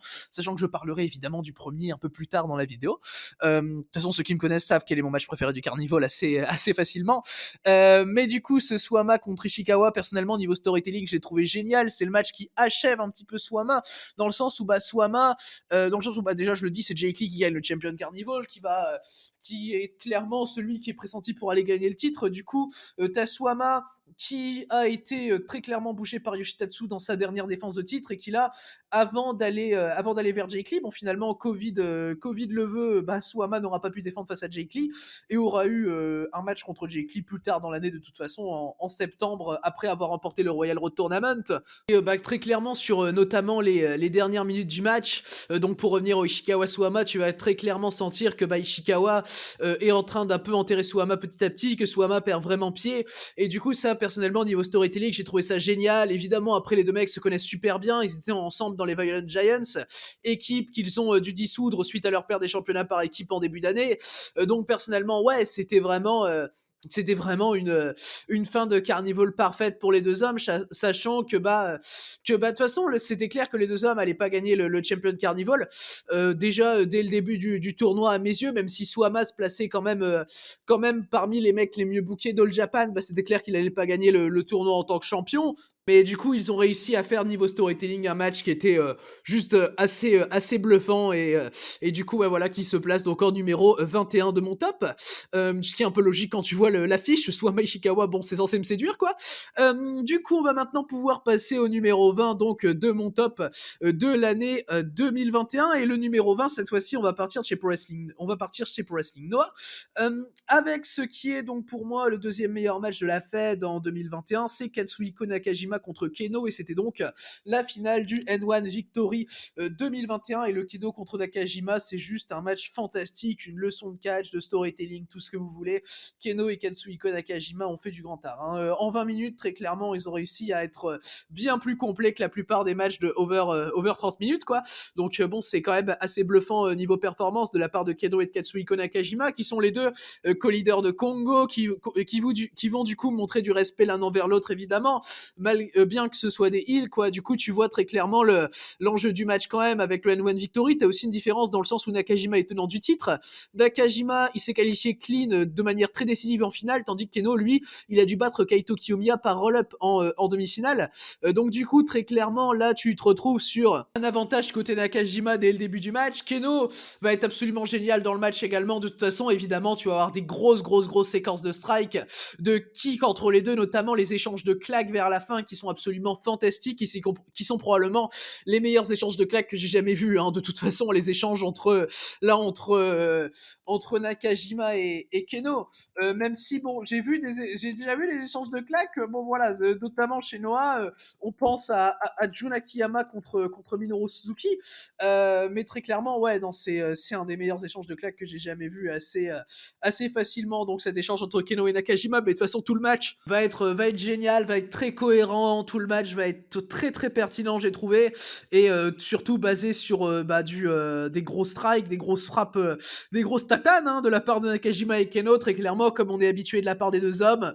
Pour ceux qui adorent Nakajima et pour ceux qui adorent Keno, là c'est un gros match à ne pas manquer, évidemment, cette finale du N1 Victory 2021 qui est l'un des meilleurs moments que j'ai passé devant Noah en 2021, très clairement, sachant que 2021 pour Noah, par chez moi, ça a été vraiment compliqué, mais t'as eu quand même des sursauts géniaux dont font partie donc ce match Nakajima contre Keno qui se place donc en 20e position de mon top.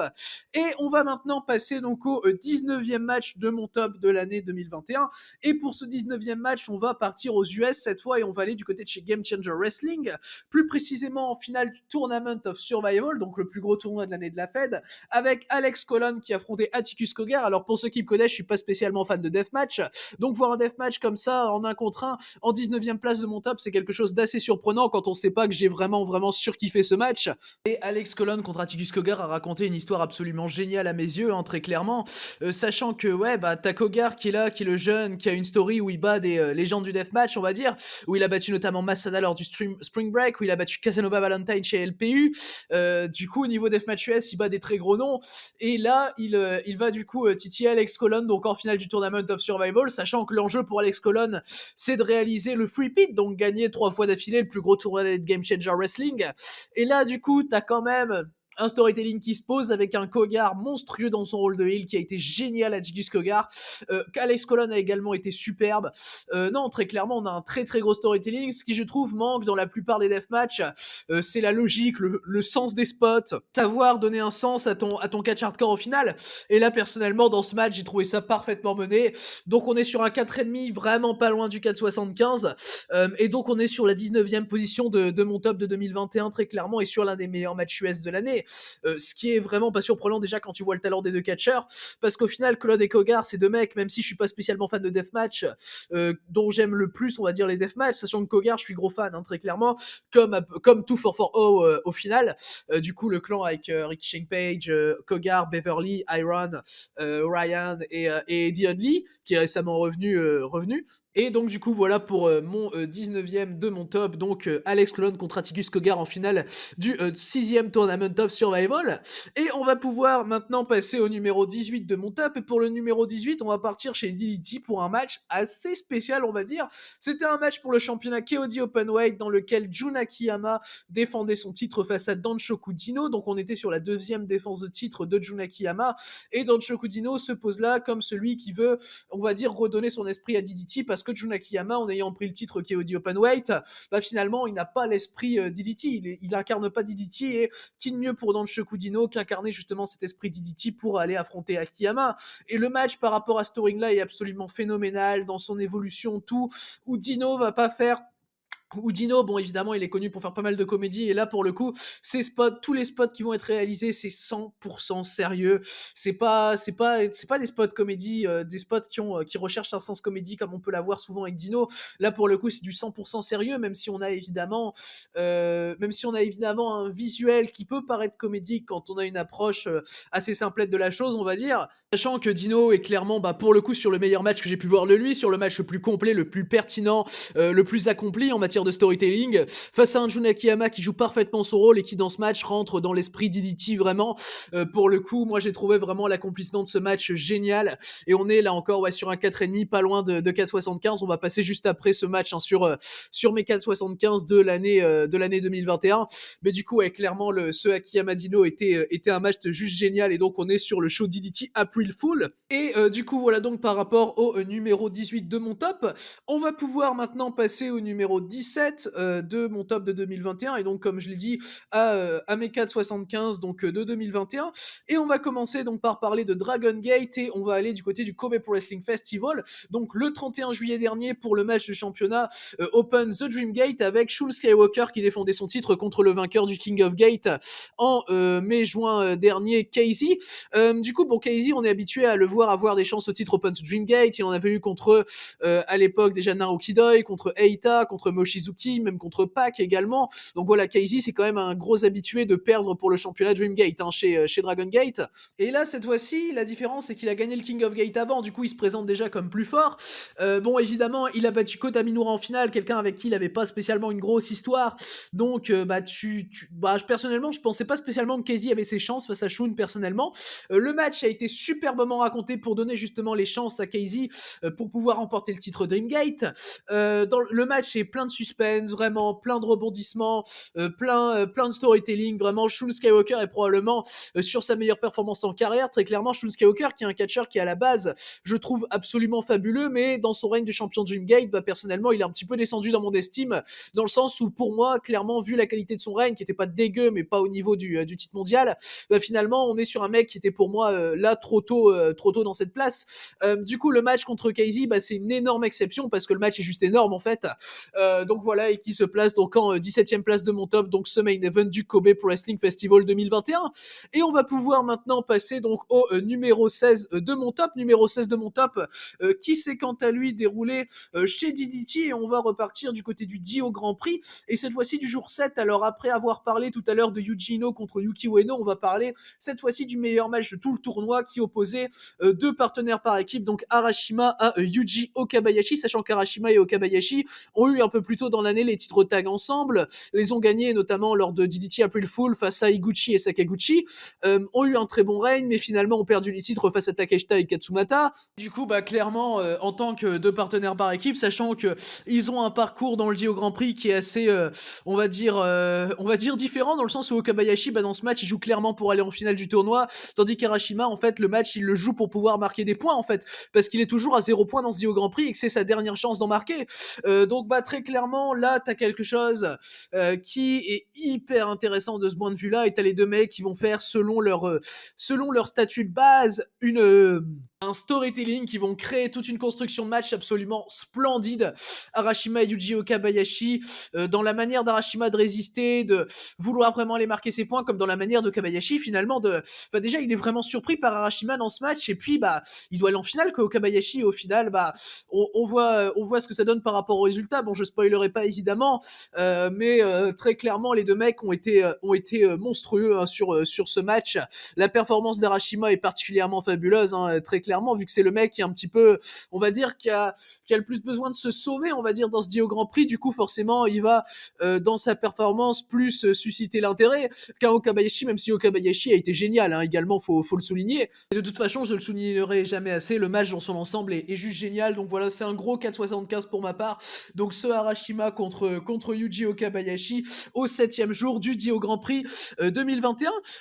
Du coup, on va maintenant pouvoir passer donc au numéro 15 de mon top. Et pour le numéro 15 de mon top, on va rester chez DDT, puisqu'on va aller du côté du show DDT Effort, Friendship and Victory in Nagoya. Donc c'était le 23 février dernier. Le 23 février dernier, on avait un match de championnat KOD Tag, dans lequel Kazusada Higuchi et Yukio Sakaguchi défendaient leur titre face à Mao et Konosuke Takeshita, dans un match absolument génial qui va servir notamment à mettre en avant Mao qui est pourtant très clairement à l'heure du match, donc en février dernier, le mec le moins mis en avant des quatre. Et justement, c'est par ce match, c'est par son énorme performance dans ce match qui va très clairement commencer à vraiment m'intéresser de fou, sachant que déjà de base j'aime bien Mao, mais je le voyais pas comme un performeur capable de taper ce genre de perf, quoi.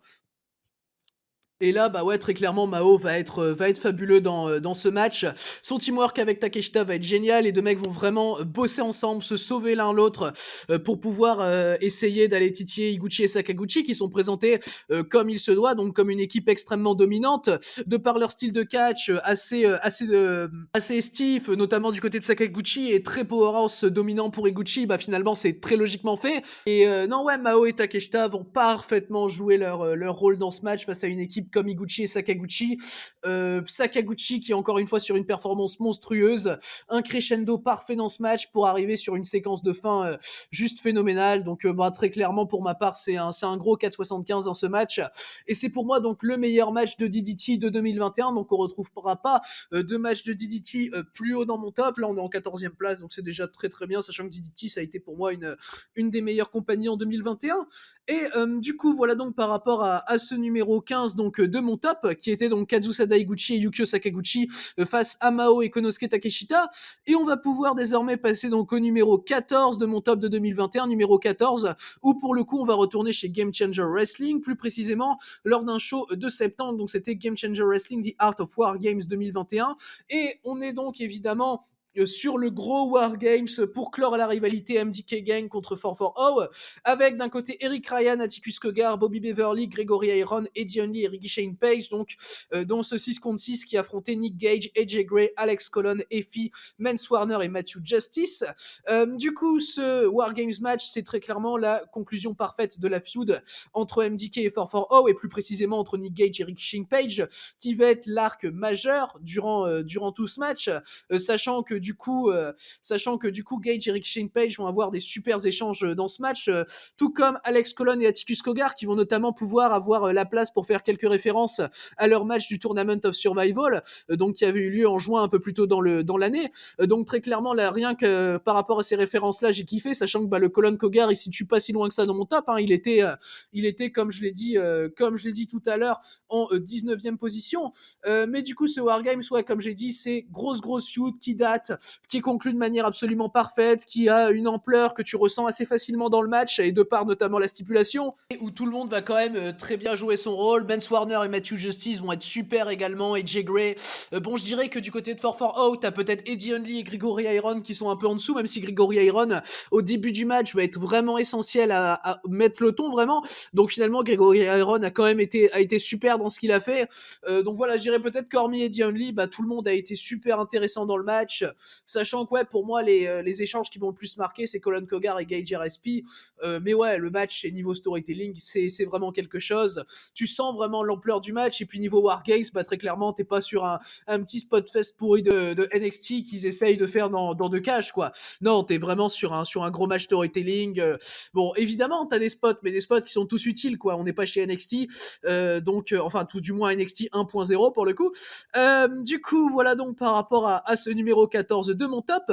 Et on va pouvoir maintenant passer donc au numéro 13 donc de mon top de 2021. Numéro 13 qui se situe pour le coup chez Stardom. Et chez Stardom, on avait un match de championnat Wonder qui s'est déroulé lors du show Stardom Go to Budokan Valentine Special jour 1. C'était Julia qui défendait son titre contre Starlight Kid. On est donc le 13 février dernier. Et Julia contre Starlight Kid, c'est pour moi l'une des meilleures défenses de titre Wonder de Julia. Pour moi, elle se place en numéro 2 derrière une défense qui avait eu lieu en 2020. Et donc, c'était celle contre Syuri. Mais du coup, pour parler du Julia Starlight Kid en lui-même, on est sur un match absolument génial dans lequel Julia va jouer absolument parfaitement son rôle de heel, sachant qu'en face, elle a Starlight Kid. Et que du coup, Julia va aller un peu pour le masque de Starlight Kid qui était encore babyface à l'époque. Du coup, tu vas avoir en face une Starlight Kid qui va parfaitement jouer en conséquence son rôle de babyface, qui va essayer de se sauver, qui va avoir des super retours. C'est d'ailleurs l'un des rares matchs en 2021 où il y a des kick out 1 que j'aime bien, par exemple, et ça c'est assez rare pour le souligner. Et le match va être juste parfait dans cette dynamique, et pour moi, on est clairement sur un des meilleurs matchs de l'année, hein, avec ce Julia Starlight Kid. Sachant que du coup, ouais, non, Julia, encore une fois, elle te sort une performance de heel juste splendide, quoi, parce que de toute façon, le Reign Wonder de Julia est absolument goldé, et là c'est comme j'ai dit, pour moi, c'est le deuxième meilleur match de son règne. Mais du coup, ouais, on a eu le droit à une grosse pépite donc en février pour le titre Wonder of Stardom entre Julia et Starlight Kid, donc dans le show Go to Budokan Valentine Special 2021. Jour 1 du coup. Du coup, on va maintenant pouvoir passer au prochain match de mon top. Et du coup, pour le prochain match de mon top, on va donc parler du numéro 12. Et le numéro 12, on va aller donc chez Dragon Gate pour celui-ci. C'était Kai contre Yamato, donc le premier Kai contre Yamato en juillet lors de Dragon Gate Hopeful Gate 2021 jour 4. On est sur un Europe Slumberjack match dans ce qui est censé être la conclusion d'une feud absolument énorme entre Kai et Yamato, extrêmement longue également puisqu'elle durait depuis le Dangerous Gate 2020 dans lequel Kai avait turn contre Yamato. Les deux avaient fait équipe lors du Dead or Alive un peu contre leur volonté, et du coup là ils devaient s'affronter du coup dans leur gros match avec une stipulation assez particulière et qui a été à mes yeux utilisée à la perfection. À mes yeux également, les spots sont très très bien construits. Le heel work de Kai est juste génial parce que Kai, dans son rôle de heel, il s'est extrêmement bien trouvé dans le sens où avant de turner heel et d'aller dans un ready, le Kai était un petit peu osef, hein, comme catcher, mais en tant que heel il s'est trouvé, il a été incroyable jusqu'alors. Et là le match contre Yamato, c'est juste la confirmation du fait que Kai soit probablement à ce moment-là le meilleur heel au monde, hein, très clairement, et je pèse mes mots, parce que Dragon Gate montre à travers ce match qu'ils ont su construire un catcher, et de toute façon qu'ils ont même su construire deux catchers, parce que Yamato pour le coup est extrêmement bien construit dans ce match, et dans une espèce de remontée qui va le conduire derrière à être champion Upon the Dream Gate. Mais du coup, ouais, non, le match est juste génial en termes de storytelling. On a deux mecs qui étaient en équipe avant, qui ont déjà gagné les titres tag ensemble quand ils étaient ensemble dans Tribe Vanguard, et qui là s'affrontent dans un gros match pour une feud énorme, donc qui a duré à ce moment-là quasiment un an. Mais ouais, les interventions vont être très très bien gérées avec R.I.D. Les interactions même à l'extérieur du ring vont être très très bien, que ce soit entre Kai Yamato ou même quand tu vas avoir des membres de High End et des membres de R.I.D. Qui vont intervenir, parce que du coup High End va évidemment aller aider quand même Yamato. La fin est également géniale. Enfin bref, non, franchement c'est très clairement un des meilleurs matchs de l'année, juste du storytelling vraiment bluffant. Donc pour conclure ce 4e jour du Hopeful Gate 2021, donc en juillet dernier, et pour un 4,75 de ma part, donc et une 12e place dans mon classement des meilleurs matchs de 2021. Du coup, on va maintenant passer donc au numéro 11 de mon top, et pour le numéro 11 de mon top, on va partir du côté de chez All Japan Pro Wrestling, et du côté de chez All Japan Pro Wrestling, on va aller donc au premier jour des New Year Wars 2021, donc le 2 janvier dernier, dans un Match of the Year Contender, donc déjà un peu en avance, donc du 2 janvier, dans lequel Suwama et Shuji Ishikawa, donc les Violent Giants, défendaient les titres tag face à Kento Miyahara et Yuma Oyagi. Et du coup, Suwama et Ishikawa face à Miyahara et Aoyagi, cette affiche elle a lieu tout simplement parce que un peu plus tôt, donc en novembre 2020, Miyahara et Yuma avaient remporté la Real World Tag League. Et sachant que le match également se déroule la veille de la chance au titre Triple Crown de Yuma Oyagi face à Suwama, que j'avais évoqué un peu plus tôt dans la vidéo, donc au 2e jour des New Year Wars. Et du coup, tu vas avoir tout un storytelling qui va être mis en place entre les deux, notamment à travers la séquence de fin. Également des énormes échanges entre Kento et Ishikawa, comme d'habitude. Les échanges Kento-Suwama sont superbes également. On est sur un match tag de toute façon qui va être 100% All Japan, hein, très clairement. Quand on est adepte du style All Japan, ça passe extrêmement vite. Le match est assez long, il dure 25 minutes environ, de mémoire, hein, évidemment, mais c'est absolument fabuleux niveau storytelling, dans le sens où t'as Suwama pour déstabiliser un petit peu l'équipe Yuma Kento, qui essaye plus de montrer à Yuma que il vaut mieux, disons, comme mentor un peu que Kento par rapport à la relation qu'a Yuma avec Kento. Et du coup, Suwama dans le match, il joue un peu le rôle de heel en soi, et il le fait parfaitement. Et de toute façon, le match est absolument parfait, hein, ça c'est assez clair. Niveau storytelling, niveau construction, tout amène parfaitement une fin. Yuma va être sur une performance absolument géniale, qui est influée évidemment par le fait qu'il a son match le lendemain contre Suwama, et que du coup tu vas devoir raconter encore plus. Donc personnellement, ouais, c'était absolument génial, hein, comme match, et c'est pour moi d'ailleurs l'un des meilleurs matchs d'All Japan de 2021. Et pourtant All Japan a produit que de la qualité toute l'année, quoi. Enfin, à part quand il y avait Jake Lee en fin d'année, et où là c'était compliqué. Finalement, All Japan a produit pas mal de matchs géniaux, surtout donc dans la première partie d'année. Du coup, voilà donc par rapport à ce match, donc qui se place en numéro 11 de mon top. Et on va pouvoir maintenant passer donc à mon top 10, hein, de 2021. Et donc en 10e position, pour commencer, on va aller déjà du côté des US, puisque on va aller du côté du 2 septembre à AAW, lors du show Destination Chicago, et dans le main event, Freddy Eye défendait son championnat AAW World face à Josh Alexander. Donc un match qui était la première défense de titre de Freddy Eye après l'avoir pris à Mance Warner, sachant que du coup Eye devait vraiment se prouver face à quelqu'un comme Josh Alexander, qui est plus, on va dire, qui est présenté comme plus fort que Eye à la base. Du coup, et le match va être raconté de manière absolument parfaite. Alors là, pour le coup, faut aimer les matchs longs, hein, au passage, parce que le match est quand même vachement long, et d'ailleurs le résultat va me déranger un petit peu. Mais du coup, ce Eye Alexander, personnellement, j'ai trouvé parfaitement raconté, dans le sens où tu sens clairement que Eye a quelque chose à prouver. Niveau stratégie, pareil, c'est bien amené de la part des deux. Alexander va bien builder son ankle lock. Eye de son côté va être parfait techniquement, il va bien bosser bras, jambes. Alexander, il va vraiment en prendre pour son grade, hein, Josh Alexander, dans ce match par Freddy Eye qui aura prouvé qu'il est quand même ultra méritant en tant que champion AAW, titre qu'il a gagné donc pour la première fois. Et pour ce, donc il doit battre Josh Alexander là dans sa première défense. Du coup, c'est quand même un gros challenge, hein, à la base pour Freddy Eye. Et tout ce contexte-là, finalement, ça va nous amener à une masterclass de storytelling, donc en main event de ce show Destination Chicago, qui était d'ailleurs un show avec lequel j'avais repris la AAW, que j'avais pas regardé depuis plus d'1 an, et du coup je m'étais tapé ça en main event. Waouh, quoi, c'était tout de suite, disons que, sachant que le show en lui-même est très bon, mais alors en main event avoir ça, c'est quand même du foie gras, quoi, on va dire. Donc très clairement, ouais, foncez voir ce match Freddy Eye Josh Alexander. Vous pourrez être peut-être un petit peu rebuté par la longueur, parce qu'on est sur un très long match match, comme on en a eu pas mal aux US en 2021, et on va en parler d'un autre un peu plus tard. Mais du coup, ouais, ce Yair Alexander, pour moi, donc c'est numéro 10 donc, de l'année 2021. Du coup, voilà donc par rapport à ce match. Et on va maintenant passer donc au numéro 9 de mon top. Et le numéro 9 de mon top se retrouve chez Dragon Gate. Alors tout à l'heure, je parlais de Kai Yamato de Hopeful Gate, et cette fois, je vais parler du second Yamato contre Kai. Celui-là, c'est celui de Dragon Gate Final Gate 2021. Donc il s'est déroulé le 26 décembre. Donc un match qui est rentré assez tard, hein, donc dans mon top 10, sachant que j'ai 2 matchs dans mon top 10 de la même semaine. La dernière semaine de décembre a été particulièrement chargée. Et du coup, ce Yamato contre Kai, pareil, continue absolument parfaitement le match qu'ils ont eu au Hopeful Gate. Kai, donc il a sa chance au titre Dream Gate de Yamato dans ce match, dans le main event d'un des plus gros shows de l'année, et aussi du dernier gros show de l'année. Donc pour conclure 2021, il se veut qu'il remporte le Dream Gate. Et du coup, au final, tu vas avoir un match qui va être parfaitement raconté, qui va parfaitement représenter l'ampleur de la feud qu'ont eu Kai et Yamato donc sur 2020-2021, donc qui était une énorme feud, si ce n'est probablement la feud de l'année, hein, tout court, hein, que ce soit chez Dragon Gate ou même dans le Puro et dans le catch en général. Pour moi, c'est la feud de l'année, peut-être peut-être deuxième ou troisième si j'en oublie, mais pour moi, ouais, c'est clairement la feud de l'année, ce Kai Yamato. Et ce match-là, pour le coup, contrairement au match de Full Gate qui établit Kai comme très gros heel, très grosse menace, même avec un Yamato qui doit être établi comme futur champion Dream Gate, bah ce match-là, il établit pour le coup Kai comme le futur gros heel de la promotion, et on peut le voir avec ce qui s'est passé très récemment chez Dragon Gate avec l'évincement d'Eita et Kaito Ishida de Haridi.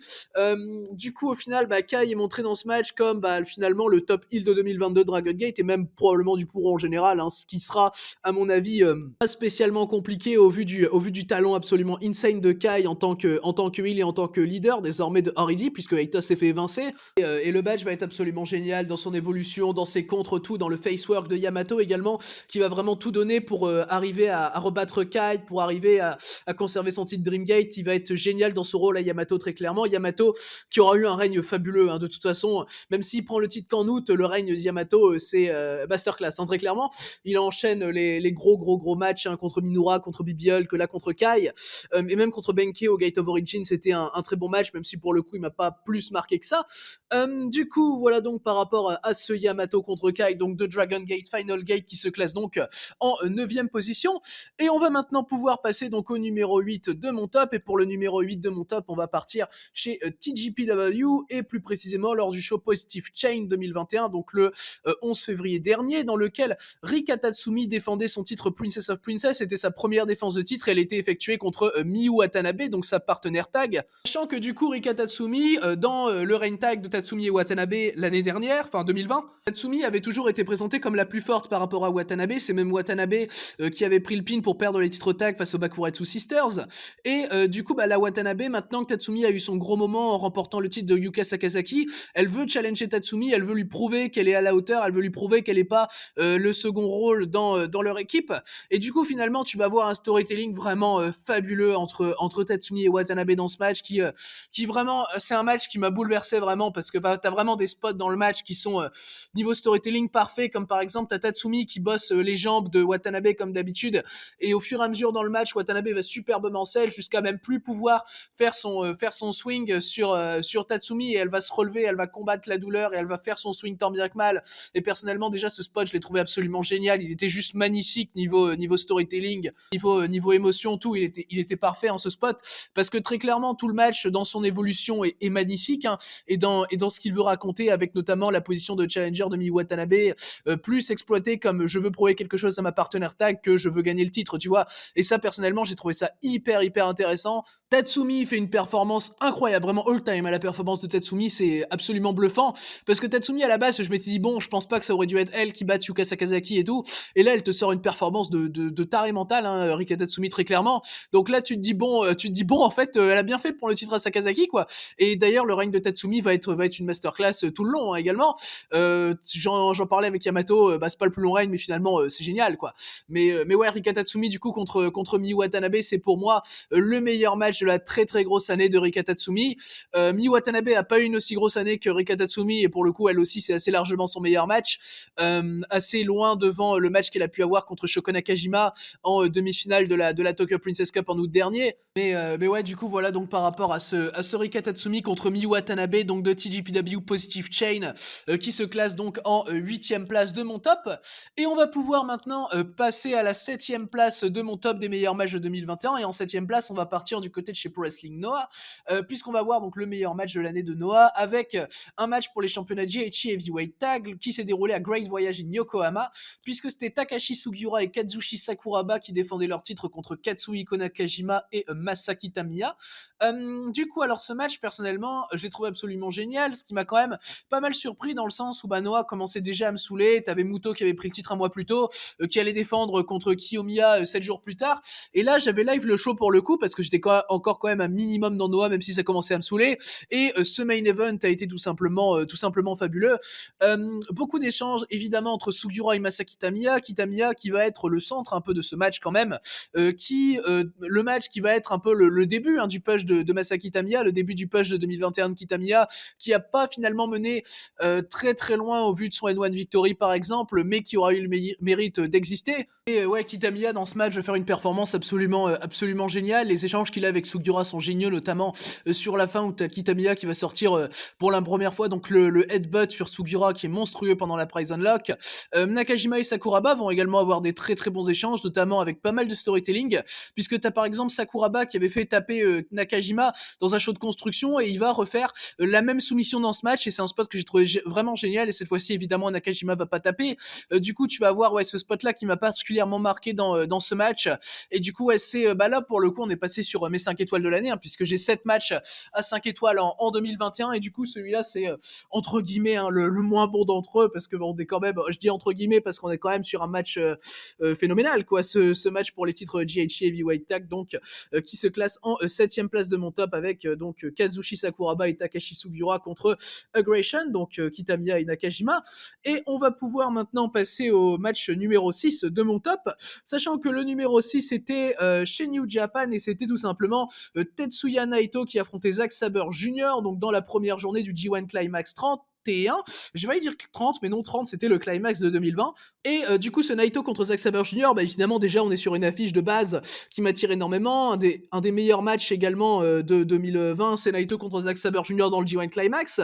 Et on est sur la continuation parfaite, justement, de ce match de 2020, dans lequel Zack Sabre Jr. va enfin réussir à battre Tetsuya Naito. Ça faisait quand même 4 fois d'affilée, je crois qu'il n'arrivait pas à battre Tetsuya Naito. Je crois qu'il l'avait même pas battu depuis la New Japan Cup 2018, New Japan Cup que Zack Sabre avait à l'époque remporté pour aller après défier Okada à Sakura Genesis pour le World Heavyweight. Mais du coup, Zack Sabre Jr. dans ce match va faire une performance magnifique, niveau technique, niveau grappling, c'est parfait. Et il a Tetsuya Naito en face avec qui il a une alchimie absolument géniale. De toute façon, Naito, c'est rare de voir quelqu'un avec qui il a pas d'alchimie, quoi. Donc bon, déjà ça aide, et on est pour moi déjà sur les 2 meilleurs catcheurs de New Japan qui ont pas mal d'histoires ensemble et qui racontent celle de ce match absolument parfaitement, avec des séquences qui vont être assez similaires à leur match de 2020, mais qui vont également partir dans l'autre sens, notamment sur la fin où t'as des super pièges qui sont tendus par Zack Sabre Jr. qui va superbement bosser le genou de Tetsuya Naito. Après, malheureusement, on est sur le match dans lequel Naito se blesse, donc il va louper une partie de la fin d'année. Il revient pour la Real World Tag League, pour la World Tag League, Naito, mais du coup il se blesse dans le match et après il loupe la fin du G1 Climax. Mais en soi, ça c'est malheureux, mais le match en lui-même est waouh, quoi. C'est vraiment un match parfait et assez facilement un des meilleurs matchs de 2021 à mes yeux, et il occupe donc la 6e place de mon top. On va maintenant pouvoir passer donc à mon top 5 de 2021, à commencer donc par le numéro 5, et on va aller pour se faire chez Stardom dans un match qui se déroulait à Stardom Dream Kingdom, donc c'était le 29 décembre dernier, et c'était Utami Hayashishita qui défendait son titre face à Syuri, son titre donc World of Stardom dans le main event du show.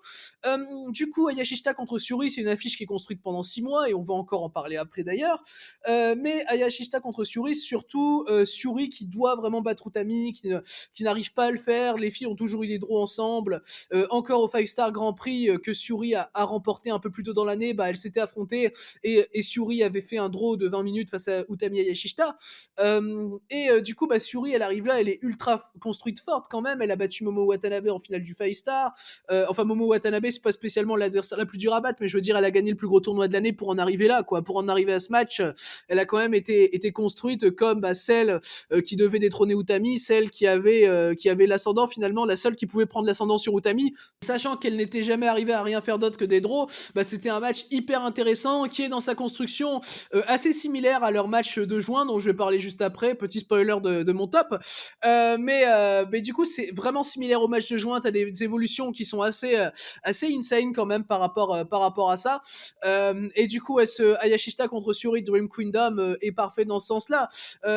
Par exemple des moves que Syuri contre qu'elle avait pas su contrer dans leur match de juin et inversement par rapport à Utami. Après je vais pas trop en parler non plus dans le sens où je vais parler de l'autre Utami Syuri juste après. Donc voilà ce Hayashishita contre Syuri de Dream Kingdom donc du 29 décembre, il se place en 5e position de mon top.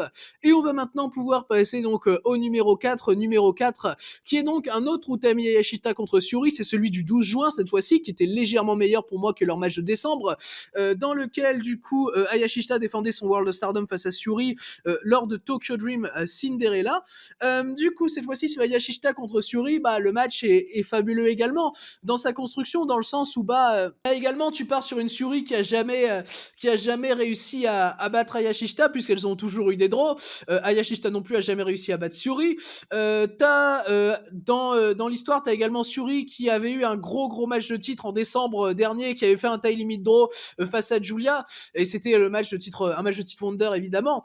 Et du coup, t'as Syuri qui veut plus avoir ça, et du coup, c'est ce qui explique la longueur du match et qui explique ce qui s'est passé avec Syuri au bout de 30 minutes. Mais bon, ça, je ne vais pas spoiler, même si je pense que le match a été assez médiatisé pour que vous le saviez. Et du coup, les deux filles vont superbement travailler l'une contre l'autre. Tu vas avoir des super séquences de grappling entre les deux, un travail assez méthodique de leur part. Utami qui va notamment travailler le dos de Syuri pour essayer d'aller placer son finish derrière. Et à chaque fois, t'as des trucs qui vont servir donc pour leur match de décembre. Et enfin, je veux dire, l'évolution entre les deux matchs est tellement parfaite que pour moi, les matchs se valent tellement, en fait, sont tellement au même niveau que c'est pour ça qu'ils se retrouvent en 4e et 5e position de mon top. Parce qu'au final, les matchs sont extrêmement similaires et sont tous les deux parfaits, hein, évidemment. Et moi, je des matchs comme ça, faites-moi-en tous les jours, quoi. Parce que bon, vu la qualité construction storytelling de la chose, non, ouais, vraiment, c'était génial. Donc ce match de Tokyo Dream Cinderella, et du coup qui occupe la 4e place de mon top, juste devant l'autre Utami Syuri. Donc je vous conseille de regarder évidemment celui de Tokyo Dream Cinderella avant celui de Dream Kingdom, et si vous pouvez même entre les deux mater leur match du 5 star qui était un excellent match, qui a pas eu sa place dans mon top, mais qui était tout de même un excellent match auquel j'avais mis 4,25, donc c'était en septembre dernier. Et du coup, voilà donc par rapport au numéro 4 donc, de mon top. Et on va maintenant pouvoir passer au podium des meilleurs matchs de 2021, à commencer donc par le numéro 3. Et pour le numéro 3, on va partir du côté des US. Et pour la dernière fois de cette vidéo, on sort du Japon. Et on va pouvoir aller chez Game Changer Wrestling, dans lequel, lors de Fight Forever, donc Fight Forever qui était le gros événement de Game Changer qui s'était tenu sur 24 heures, on a eu un Iron Man entre Jordan Oliver et Tony Deppen. Jordan Oliver contre Tony Deppen, qui est un match qui mitige pas mal, parce que c'est un Iron Man qui est, bon, je vais spoiler un petit peu, parce que pour vous prévenir quand même si vous comptez mater le match, qui est un Iron Man qui est à la base censé durer 1 heure et qui va au final durer 2 heures. Donc bon, là pour le coup, faut savoir s'accrocher sur 2 heures de match. Personnellement, quand les 2 heures se justifient, ça ne me dérange pas, et je peux haïr des matchs de 44 minutes qui sont beaucoup trop longs et adorer justement ce match de 2 heures que je trouve pas trop long pour ce qu'il est. Tu vas avoir pas mal de références dans ce match, notamment à Rick Partel, donc qui est un peu l'idole un peu de Jordan Oliver, et ça j'ai adoré particulièrement. Oliver va montrer qu'il est capable de tenir des séquences de grappling avec des puns qui sont géniales, parce que finalement les 30-40 premières minutes du match c'est full grappling et c'est superbe, quoi. Vraiment vraiment techniquement j'ai trouvé ça superbe. Comment les falls ont été placés dans ce match, c'était parfait. À quel point Jordan Oliver passe d'un peu du heel au babyface et inversement par rapport à des puns dans le match entre la première et la deuxième heure. À titre personnel, j'ai trouvé ça vraiment parfait. Non, c'était vraiment un match parfait, voilà. Bon, je peux comprendre que la longueur gêne pour le coup, et clairement je peux comprendre que ce soit compliqué de se concentrer sur un match de 2 heures. Pour le coup, à titre personnel, je peux arriver à le faire quand les 2 heures sont nécessaires, et pour le coup, le match m'a juste bluffé. C'était d'ailleurs mon premier 5 étoiles de l'année à l'époque, puisque il s'était déroulé le 30 janvier, et du coup, ouais, voilà pour par rapport à ce match de Game Changer Wrestling, donc ce Jordan Oliver River contre Tony Deppen qui s'est déroulé lors de Game Changer Wrestling Fight Forever Ironman Challenge. Et d'ailleurs, au passage, c'était un match pour le championnat Synergy Pro World. Du coup, voilà donc par rapport à ce numéro 3. On va maintenant passer donc au numéro 2 de mon top. Et pour le numéro 2 donc de mon top, on va partir du côté de chez All Japan Pro Wrestling. Et plus précisément lors du Champion Carnival, dans lequel, dans le jour 7 et dans le main event, Kento Miyahara affrontait Suwama. Alors évidemment, Kento Miyahara contre Suwama, c'est un match entre ce qui sont pour moi les deux meilleurs catcheurs de l'année. Donc évidemment, on est clairement sur du très très lourd. Et évidemment, Miyahara Suwama ont une telle alchimie que c'est impossible vraiment d'être inintéressant quand t'as un match entre les deux. Sachant que pour replacer le contexte, tu as Miyahara qui avait perdu en mars 2020 son titre Triple Crown face à Suwama. Et du coup, c'est la première fois qu'il peut l'affronter en 1 contre 1 depuis. Puisque du coup, les deux ne s'étaient pas affrontés lors du Champion Carnival 2020. Ils étaient dans un bloc différent.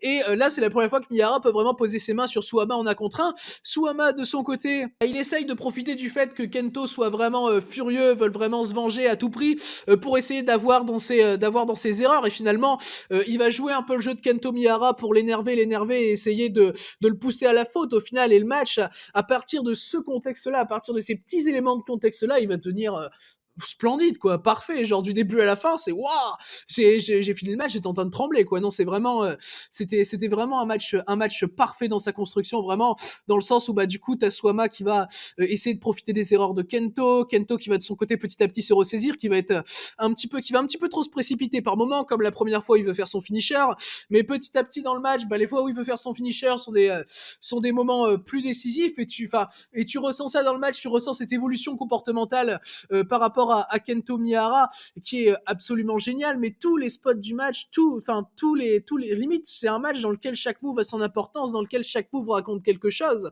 dans lequel les retours sont parfaits, dans lequel vraiment tout est absolument parfait. Et c'est pour ça qu'il se place aussi haut. Et d'ailleurs, il a été match of the year chez moi, donc entre le 25 avril, donc date de son déroulement, et le mois d'octobre. Donc pour vous dire un petit peu la qualité du match, je pensais même pas spécialement qu'il pouvait être détrôné en tant que match de l'année. Mais bon, on a eu un certain match qui est arrivé, et ceux qui me connaissent bien savent duquel je parle. Et je vous invite d'ailleurs par rapport à ce match à aller écouter la critique que j'avais faite beaucoup plus complète sur le match en question lors de ma review du jour 7 du Champion Carnival, où je passe une dizaine de minutes à évoquer le match dans ses détails les plus cachés. Mais du coup là je préfère pas faire de review trop complète, parce que comme j'ai dit, j'évite de trop spoiler, même si en soi évidemment j'essaye de replacer les contextes le mieux possible. Mais du coup ce Miyahara Suwama, avec le contexte que t'as, avec un Miyahara qui arrive furieux d'avoir perdu son titre déjà il y a 1 an face à Suwama, et le fait qu'il puisse enfin poser ses mains sur un Suwama qui veut profiter de ses erreurs, bah là déjà ça suffit vraiment à tout quoi, à tout ce qui est raconté, à tout ce qu'il y a autour, et c'était juste parfait. Non, très clairement donc numéro 2 de cette année 2021 à mes yeux. Du coup voilà donc par rapport à ce numéro 2, et on va pouvoir maintenant passer au fameux numéro 1 donc de mon top des meilleurs matchs de 2021.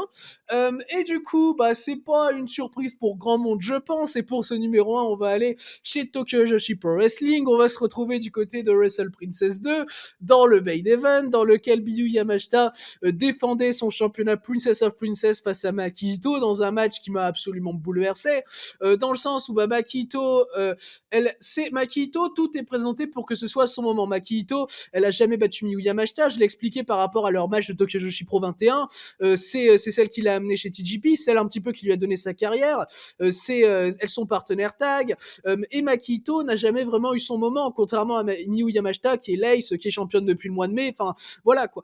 Et du coup Makito, elle vient de remporter la Tokyo Princess Cup, donc en battant en finale Shoko Nakajima, qui est un très gros nom de chez TJP, qu'elle avait jamais réussi à battre, tout comme la personne qu'elle a battue en demi-finale. Donc là tout est buildé pour avoir dans le main event du plus gros show de l'année le gros moment de Makito qui va d'ailleurs même pas spécialement regarder la ceinture quand l'arbitre va lui montrer, elle va juste dire allez c'est bon, on commence le match quoi. En gros, elle veut vraiment, en fait finalement l'enjeu principal c'est pas spécialement la ceinture, mais c'est Makito doit battre Miyu Yamashita dans ce match. Et très clairement Makito joue parfaitement son rôle du début à la fin, elle fait une performance incroyable.